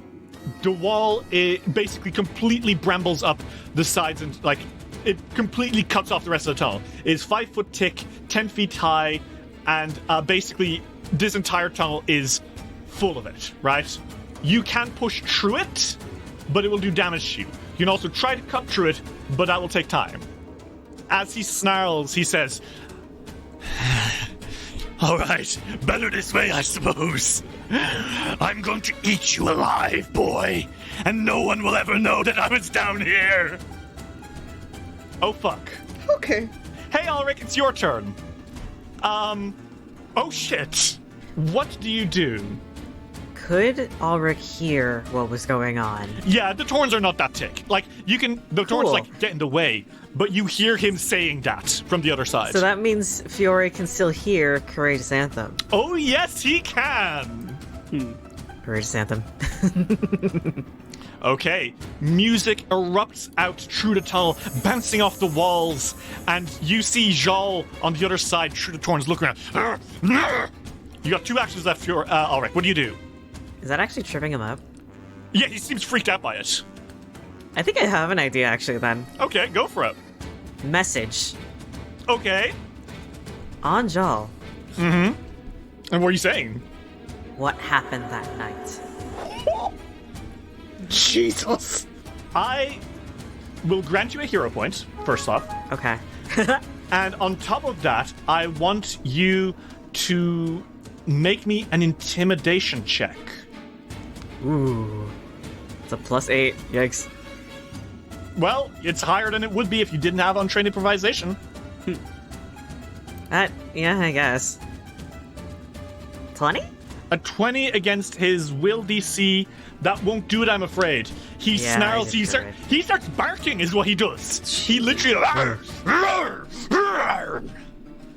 which is, fucked up to hear a grown man do. Yeah. A little bit. But you did get a hero point, and he is thoroughly freaked the fuck out. And is that 2 actions cast message? Or how long I'm is pretty it? sure that's 2. It takes 1 action, you have 1 left. Oh, okay. Lord doesn't have any, sharp things to cut through the That's not through the true, thorns. Ulrich. You have a dagger on wait. your boot. Jesus. Ulrich uses his dagger. Well, you'll have to draw it. That will take 1 action. Yeah, he does, take out the dagger. Okay. Ulrich, you take out the dagger, and you hold it in your hand, and you're getting ready to cut through those brambles. There you go. You got the dagger. It's gonna take a while. Next in the order is gonna be Silk. Silk? Hey. Oh, shit. I'm gonna ask you a question, Derry. Mm-hmm. And I'm not saying I'm gonna shoot, because it's very dumb with 2 of my friends in front of me. But brambles can be shot through, right? I'm gonna say, using logic, I can shoot through a bush and it'll still hit someone. Or are these massive fucking brambles that... Okay, so the way it would work, Everything on each side of the wall has cover from creatures on the opposite side, and the wall space are difficult terrain. Okay? You can hit him, potentially, but you're gonna have to roll a serious flat check to do so if it's with an attack roll, because there's people in the way. Not only is there a wall, but there's Ulrich and there's Fiore between you and him. Yeah. But you can theoretically shoot through it. And if it's something that requires a save, then you don't even need that. It would just go through the area, I believe. No, yeah, I'm not worried about spells. Well, because you can cast a spell through a fucking thing. Yeah, okay. I want a reflex save from you. From Jal? Yeah. No, you specifically, Okay. Barry. Oh, me, okay. Ooh, that's an 18! Oh, What are you doing? that does not save. I'm casting Lightning Bolt. Fiore and Ulrich are in the way. Does it go through them? 1 second. Well, it's a line. Oh, you're right. I went to Google Ulrich like a fucking idiot. I also Google Ulrich. That'll tell you the rules saying PF2 casting line through ally space. Does it have to be a line from me to him? Yes, it does. Damn. That much I know for sure. So the answer, from what I'm understanding... Yeah, okay, so if they are in the way, they are hit by the spell. Period. However, what you could do, Silk, if you were willing to really fucking give it your all, is you could push past them through the fucking bramble and stand right next to him and shoot him point blank. You could do this with all three of your actions. I kind of am willing to do that. Okay. And he is still invisible, right? Yes. Okay. As soon as you use a hostile action like casting lightning bolt, that's fine. invisibility will drop. Oh, I know. But what I'll do is I'll give him a lower DC, a lower roll, because you're catching him the fuck off guard. Okay. Silk, do you want to push through everyone? I do. I'm going to push through everyone and get to the other side of him. Well, you run through that nasty, nasty bramble bush, and it rips at your skin and at your beautiful clothes, and oh my god, Silk, how could you do this to yourself? For friendship. That's 6 damage, and your clothes are a little bit torn. Sorry, man. It's very sexy if that helps you. It doesn't, because no one can see him right now. And also, he's wet. Well, you're wet and you're wet and you're full of thorns. One might even say you're torny. I've had enough of this. I cast lightning It's bolt. wet and torny. I do need you to make me an acrobatics check to push through Jol's space. Okay. If not, you'll have to stop right in front of him next to Fiore. It's still point blank. Yeah, that's fair. That's a nat 1. Oh no. Wow.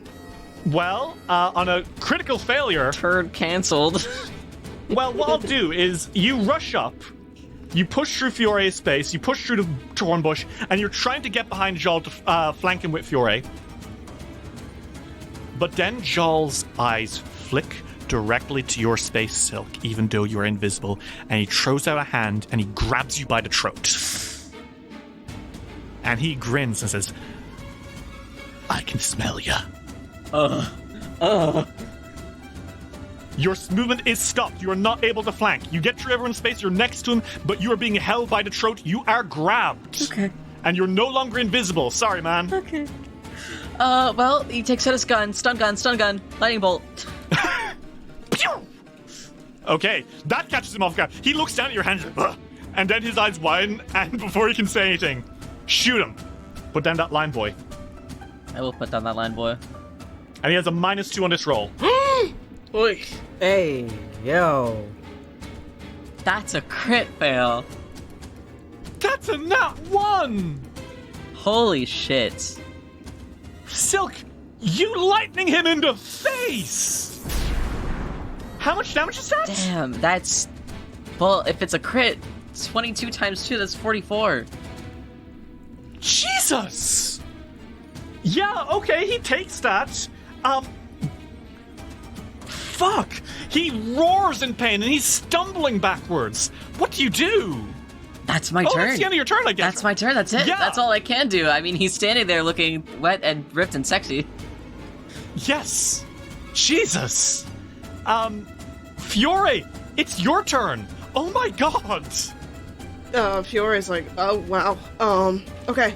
And I think he is going to. I think he's going to attack. Mm-hmm. Because he had his weapon out already. He did that on purpose, and his shield is up too. Just so you know. So he's gonna attack. That is a miss, unfortunately. Damn, today is not the day. Unless you want to roll a use a hero point. Yeah, I'll do that. 32. 32 is a hit. Roll me that damage. 12. 12. Fiore, you slash into him and he roars out in fury. What now? I think he's gonna cast Runic Weapon. Ah. I don't think he wants to, I just think he's really scared. Okay. Well, Fiore, hellish runes shoot up your sword, and your sword is now glowing with power. Mm-hmm. I now need you to roll me a flat check. Here you go. 7. A 7 just passes. Thank God. You are able to wrestle down your magic for now. No horrible, scary effect happens. And it is now Jal Mesman's turn. Jal stumbles backwards and begins to scream. But it's not a scream. No, it quickly raises and lengthens out into a howl.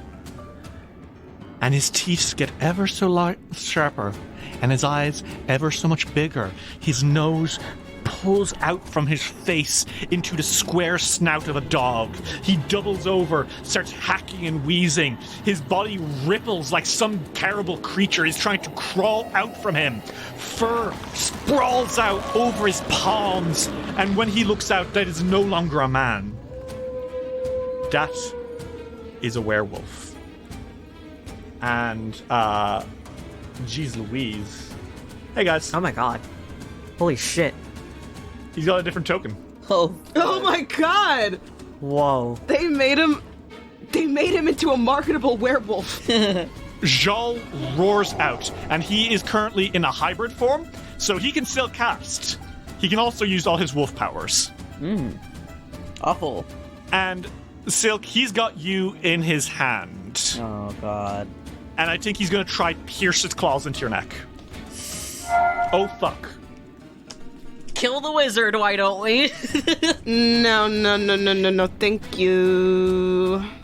I'm gonna use, Champion's Reaction.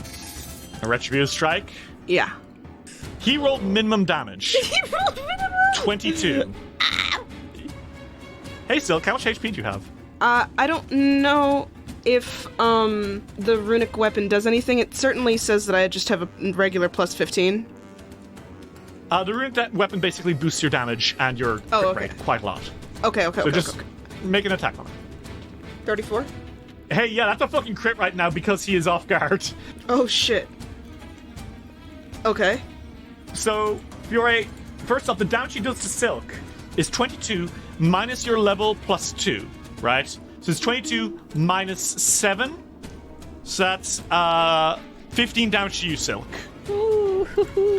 And then you slash that sword down into his shoulder, Fiore, and that's gonna be... Oh my god, that's 28 damage! Mm-hmm.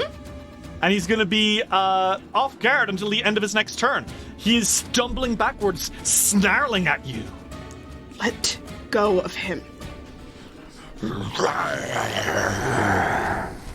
And he's gonna go for you, Fiore. He's gonna lunge forward and try to pierce his fangs into your flesh.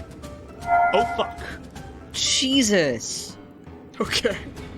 That's a critical hit. Okay. That's 42 damage, Fiore. Okay. How are you doing? Alive? Alive. Good. I healed. Make me a fortitude save against Curse of the Werewolf. Guys, I think I'm gonna become a werewolf. Purposely fails. Purposely fails. God. Fiore? Yeah. Fiore's going home after this one. He's like, oh, Mom, I got bit by a werewolf. It's time for a You don't rest. feel so good. Oh, no. We're going home, okay? Yeah. Well, that's his turn. As he's got Silk in one hand, he lunges forward and bites down into Fiore's neck, piercing his fangs deep into you. And that's going to be his turn. Ulrich, it's your turn. Oh, God. So is there a hole now where Silk went through for the thorns? A silk-shaped hole.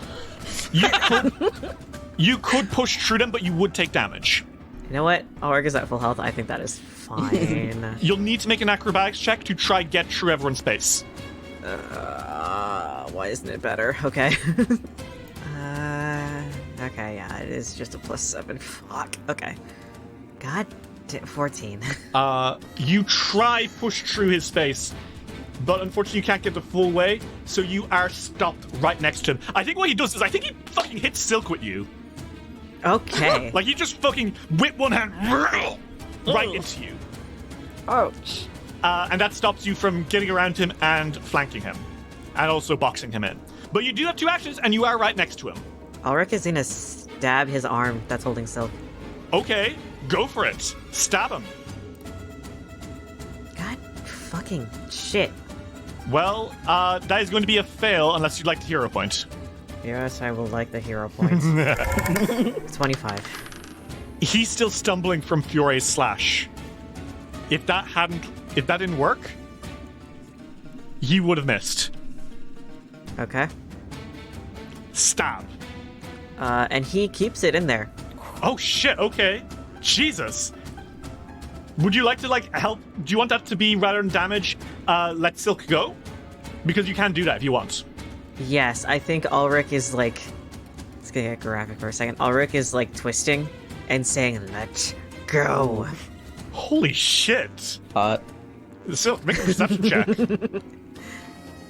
Oh, okay. Perception. Yeah, he's certainly looking. 24. Pretty sexy. Pretty sexy. Jal roars out and lets go of Silk. You have successfully helped them get the fuck out of there. God.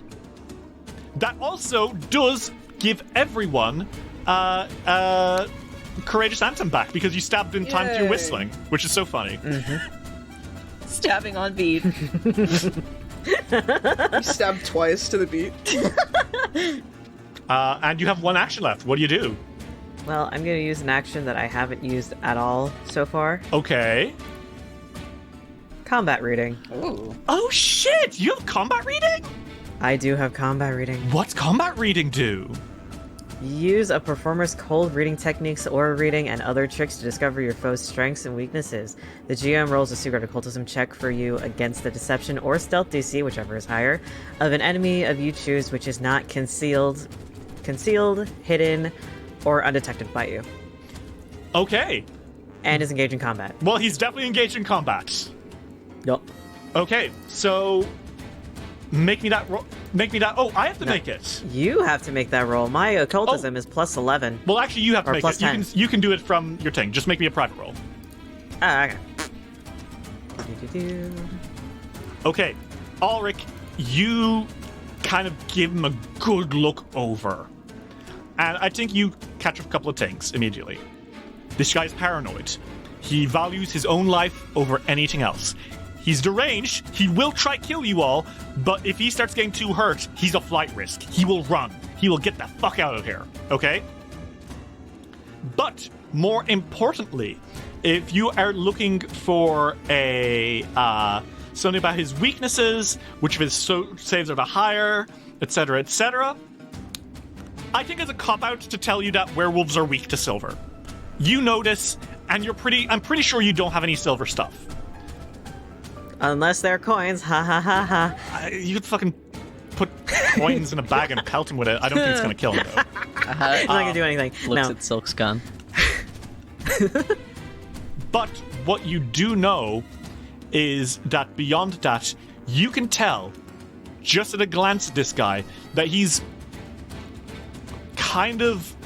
This guy's paranoia and fear is actually empowering his mind in that he will not let any mental effects hit him. What you know is that of all the things, he's fast and he's kind of like paranoid as fuck, but he's not really that... he's kind of frail, all things considered. This guy's probably been living off mushrooms and cave crickets for fucking years. Oh, true. Attacking his body is the best way forward. You know that. Which is pretty fun speak for hit his fortitude. That's his weakest save. He's still strong, but he's definitely not as strong there as he is elsewhere. Do you share that knowledge, Ulrich? Yep.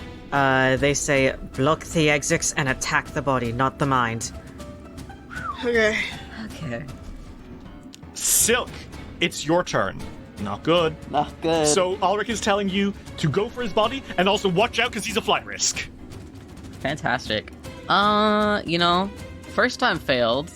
Could I try to get to the other side of him again? You would need to make me another acrobatics check to get through. Not good. It's a +3. So you know what? I have Grim Tendrils as a first rank spell, but I've used up my first rank spells. But you know what I have? Yeah, I know what you have. I What have is the it? Staff of the Dead. Which Oh, that is not where I thought you were going with this. which allows me to cast Okay. Grim Tendrils. Fuck it. You're supposed to like attune to it for a day. Fuck that. Fuck you that. You pick it up. You pick Silk's up so the good turtle. at magic, he Use doesn't it. need to. Yeah, Silk's just that fucking strong. Silk is so fucking cool and sexy. You pick up the ghoul's staff, giving in to your hunger. Yes, sir. Okay, so he has to make a fortitude save, right? Yes, he does. Lol. That's a 16! 16.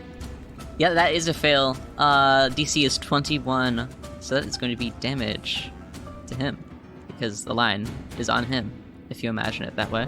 That's going to be 8 damage.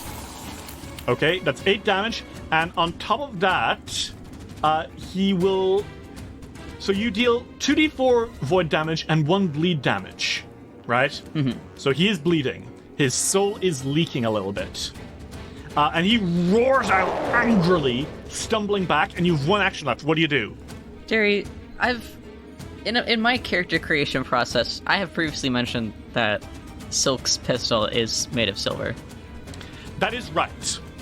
The bullets are not. The bullets are not. I will give you that. Can I pistol whip him?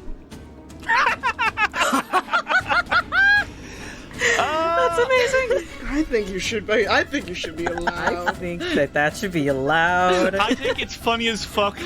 Try smack him with your pistol. Is it an armed That's what attack? he's doing. It's technically armed. It is an unarmed strike, yes. Okay. Well, yeah, it's the same modifier. It's +12. Yeah, fuck it. Basically, yeah. 30. Oh my god, that hit. That's a healthy hit. You rolled a 30. Good God. Okay. Oh my. Silk slaps him across the face with the barrel of his gun. Improvised weapon. Jesus. Improvised weapon. PF2. I don't think this is one second. Melee strike with firearm. PF2. So you take a -2 on all attack rolls with an improvised weapon. You hit him. fine. You hit him. And I will let it do, basically D4s of damage. So roll me an unarmed strikes damage. All right. So roll me, we'll say D4s for this damage dice. Hit me. 5. Well, you hit him. And then, when you hit him, he shrieks out in agony and takes another 7 damage. For 13 total, combined with your thing, that's 21 damage from over your turn. He roars out, and you see smoke hissing from where you hit him with the gun. And he looks at you, and his eyes are wide with fury. And then his ears drop, and his eyes are wide with fear. He doesn't think he's getting out of this. Uh-oh. And he's looking over his shoulder. Hey, Fiore, it's your turn. Strike him down. What do you do? You can see... I mean, Ulrich just told you, block him off, and now he's turning and getting ready to fucking dash. Fiore's gonna get around him, I think. You're gonna need to make me an acrobatics check to get past the space. Okay. 26. A 26 actually just about does it. And then he's going to attack. 32. Holy shit, that is a crit because he's being flanked. Okay. 28. Fiore, you slash into him and he's not doing well.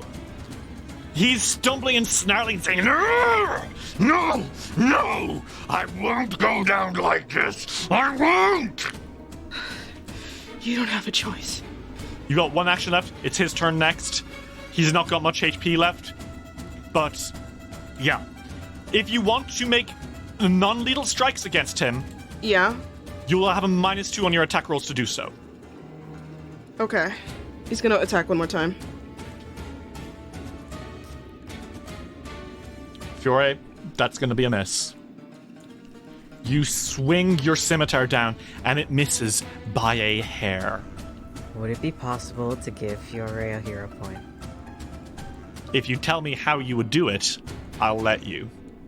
How do you help Fiore potentially with this attack? The knife is still in the man's arm. Oh. Ulrich jerks the knife and repositions him. Okay. That or distracts him with the pain.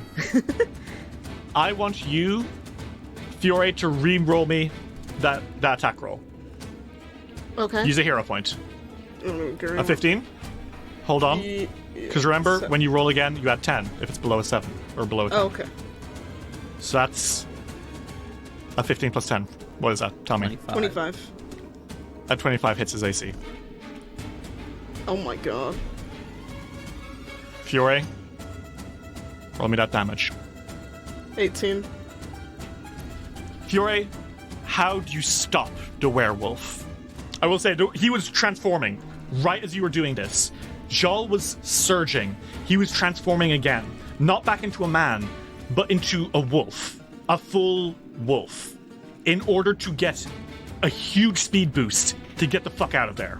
Amen. I think that Fiore swings, and when he fights, he's kind of, it's dancer-like. I think that his scimitar hits the wall of the cave, but the force of it sends him backwards. So the back of the scimitar hits him in the chest. Jal lets out a animal-like pant. And you do that damage to him.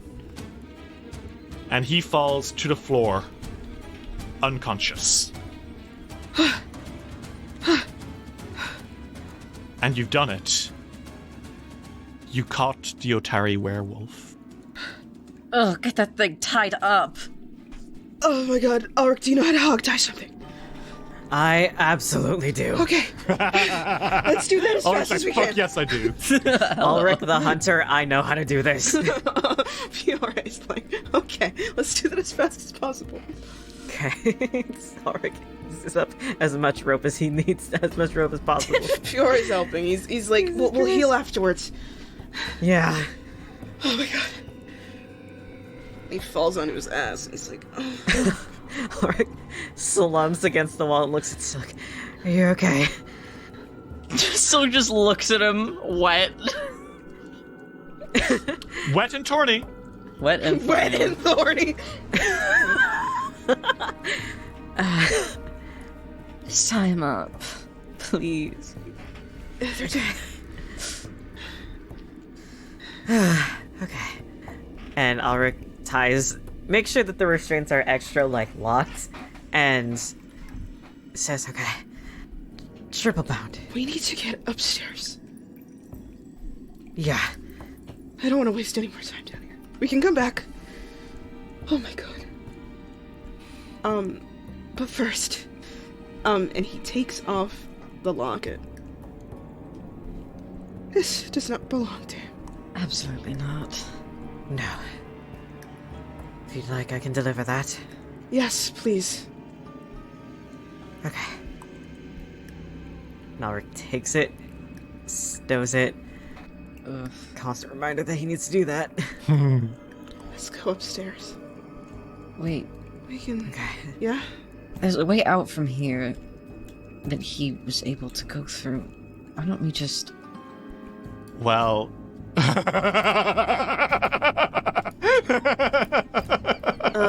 Stop.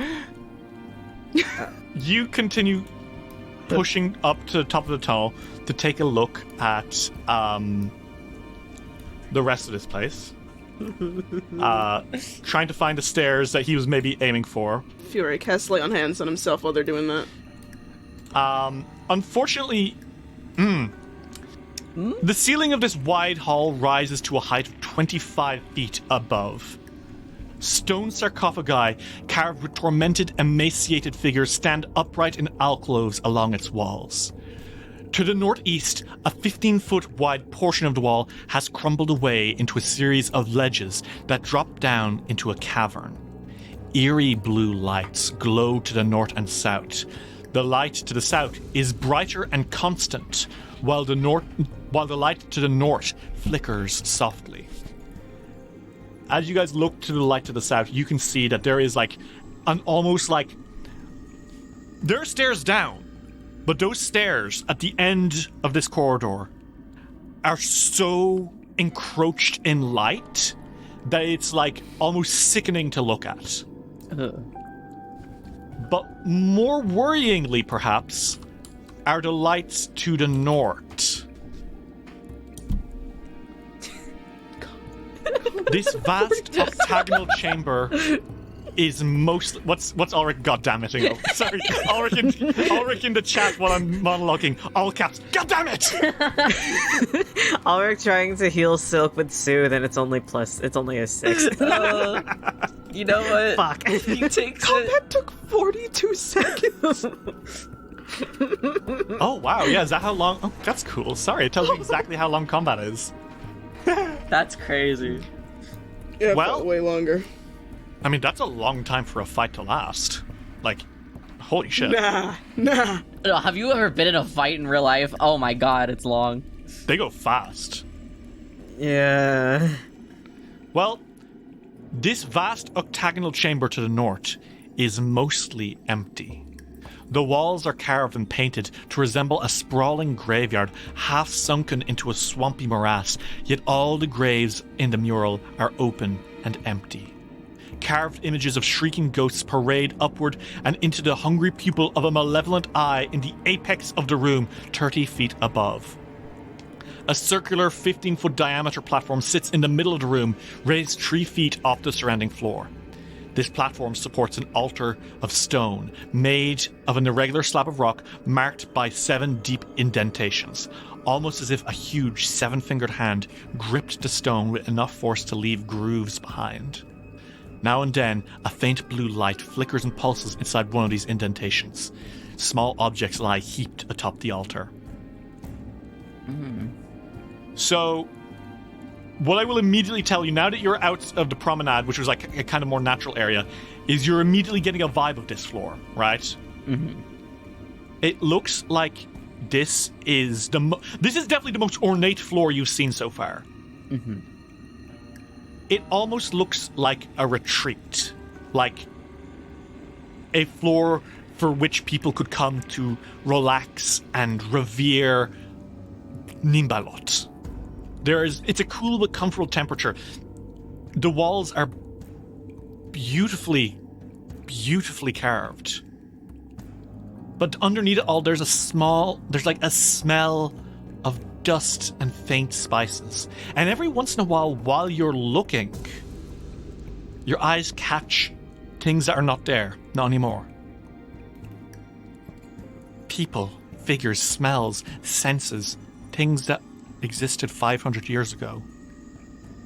This place was the retreat of Belcora. And it is definitely not the way out. Fuck. What do you guys do? Son of a bitch. Interesting information we've just now learned. We need to get out. Yeah, he bit me. I don't even want to risk it. I don't feel good. Cool. Luna. Huh? You texted me something last week, and you're like, I don't know how I would bring that up without metagaming. Oh? I'm obsessed with you, KK. Well, you have a chance to bring it up without metagaming now. But the thing is, I don't have it learned. Yeah, but you know you could learn it. Ulrich Okay. is aware that is something he could learn. And even take a few days learning, like in downtime, to figure out. Okay. Alright, sick. Actually, I think I might find a way. I need the scroll for it, but... We can, yeah, Cleansifiction. oh. Yeah, I can... We should talk to my, I think my mom knows how to get that? Or not get the spell, but like a scroll of the spell. Silk, your ears prick. Then I can absolutely help with that. I've been meaning to find some stuff to heal any diseases or things that might pop up, because this place seems to want to infect us with something. Many things. Yeah, that's fair. We should go back. We can skip the books. I don't really know if we have time for that. We've got a guy. Who's beginning to stir, I will say. Let's go. Let's right now. Yeah. We need to go now then.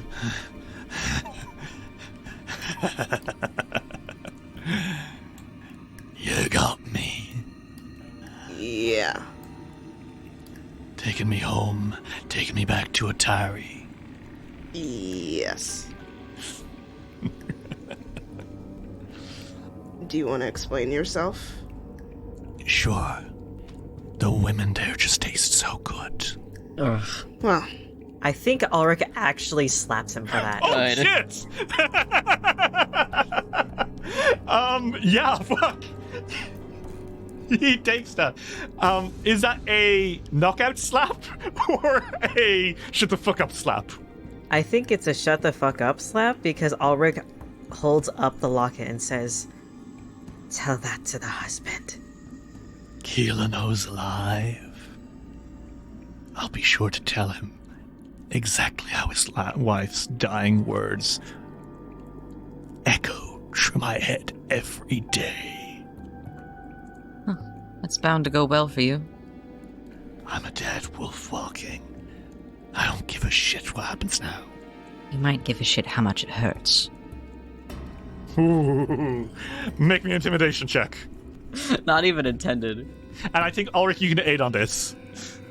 I can aid? Yeah. You Fuck yeah. might want to because my intimidation is a plus fucking 2. Okay. Oh, yo, okay. He's too pretty to be scary. Oh my fucking god. Gamer number. Screenshot. There's no fucking way you'll believe me on this. Wait. What? Silk. I screenshot because you wouldn't believe me because I know you have a fucking 2 to your intimidation. That was a nat 20. Are you serious? Bro! Ulrich rolled a fucking 17 too. Yeah, you can joy. fucking gang up on him. And he Holy just shit. shuts his mouth. And that smirk wipes from his face and turns to one of horror because, oh god, the last 30 years, it's all catching up with him now. Piece of shit. You've got a fucking murderer in tow. And by the way, the fucking thorn bush is gone. no. What do you guys do? I think Fiore grabs him and he's like, "You'd think you'd have some regret for what you did. But you don't. And that's unfortunate." Let's take him upstairs. Gladly. Any treasure and anything else can wait. Silk, Fiore, and Ulrich. The three of you drag the Otari werewolf upstairs, heading back to the surface. You'll bring him to meet justice. You'll try to suppress this curse before it can get any worse for Fiore. And you'll start to uncover the other horrors that survive on this floor.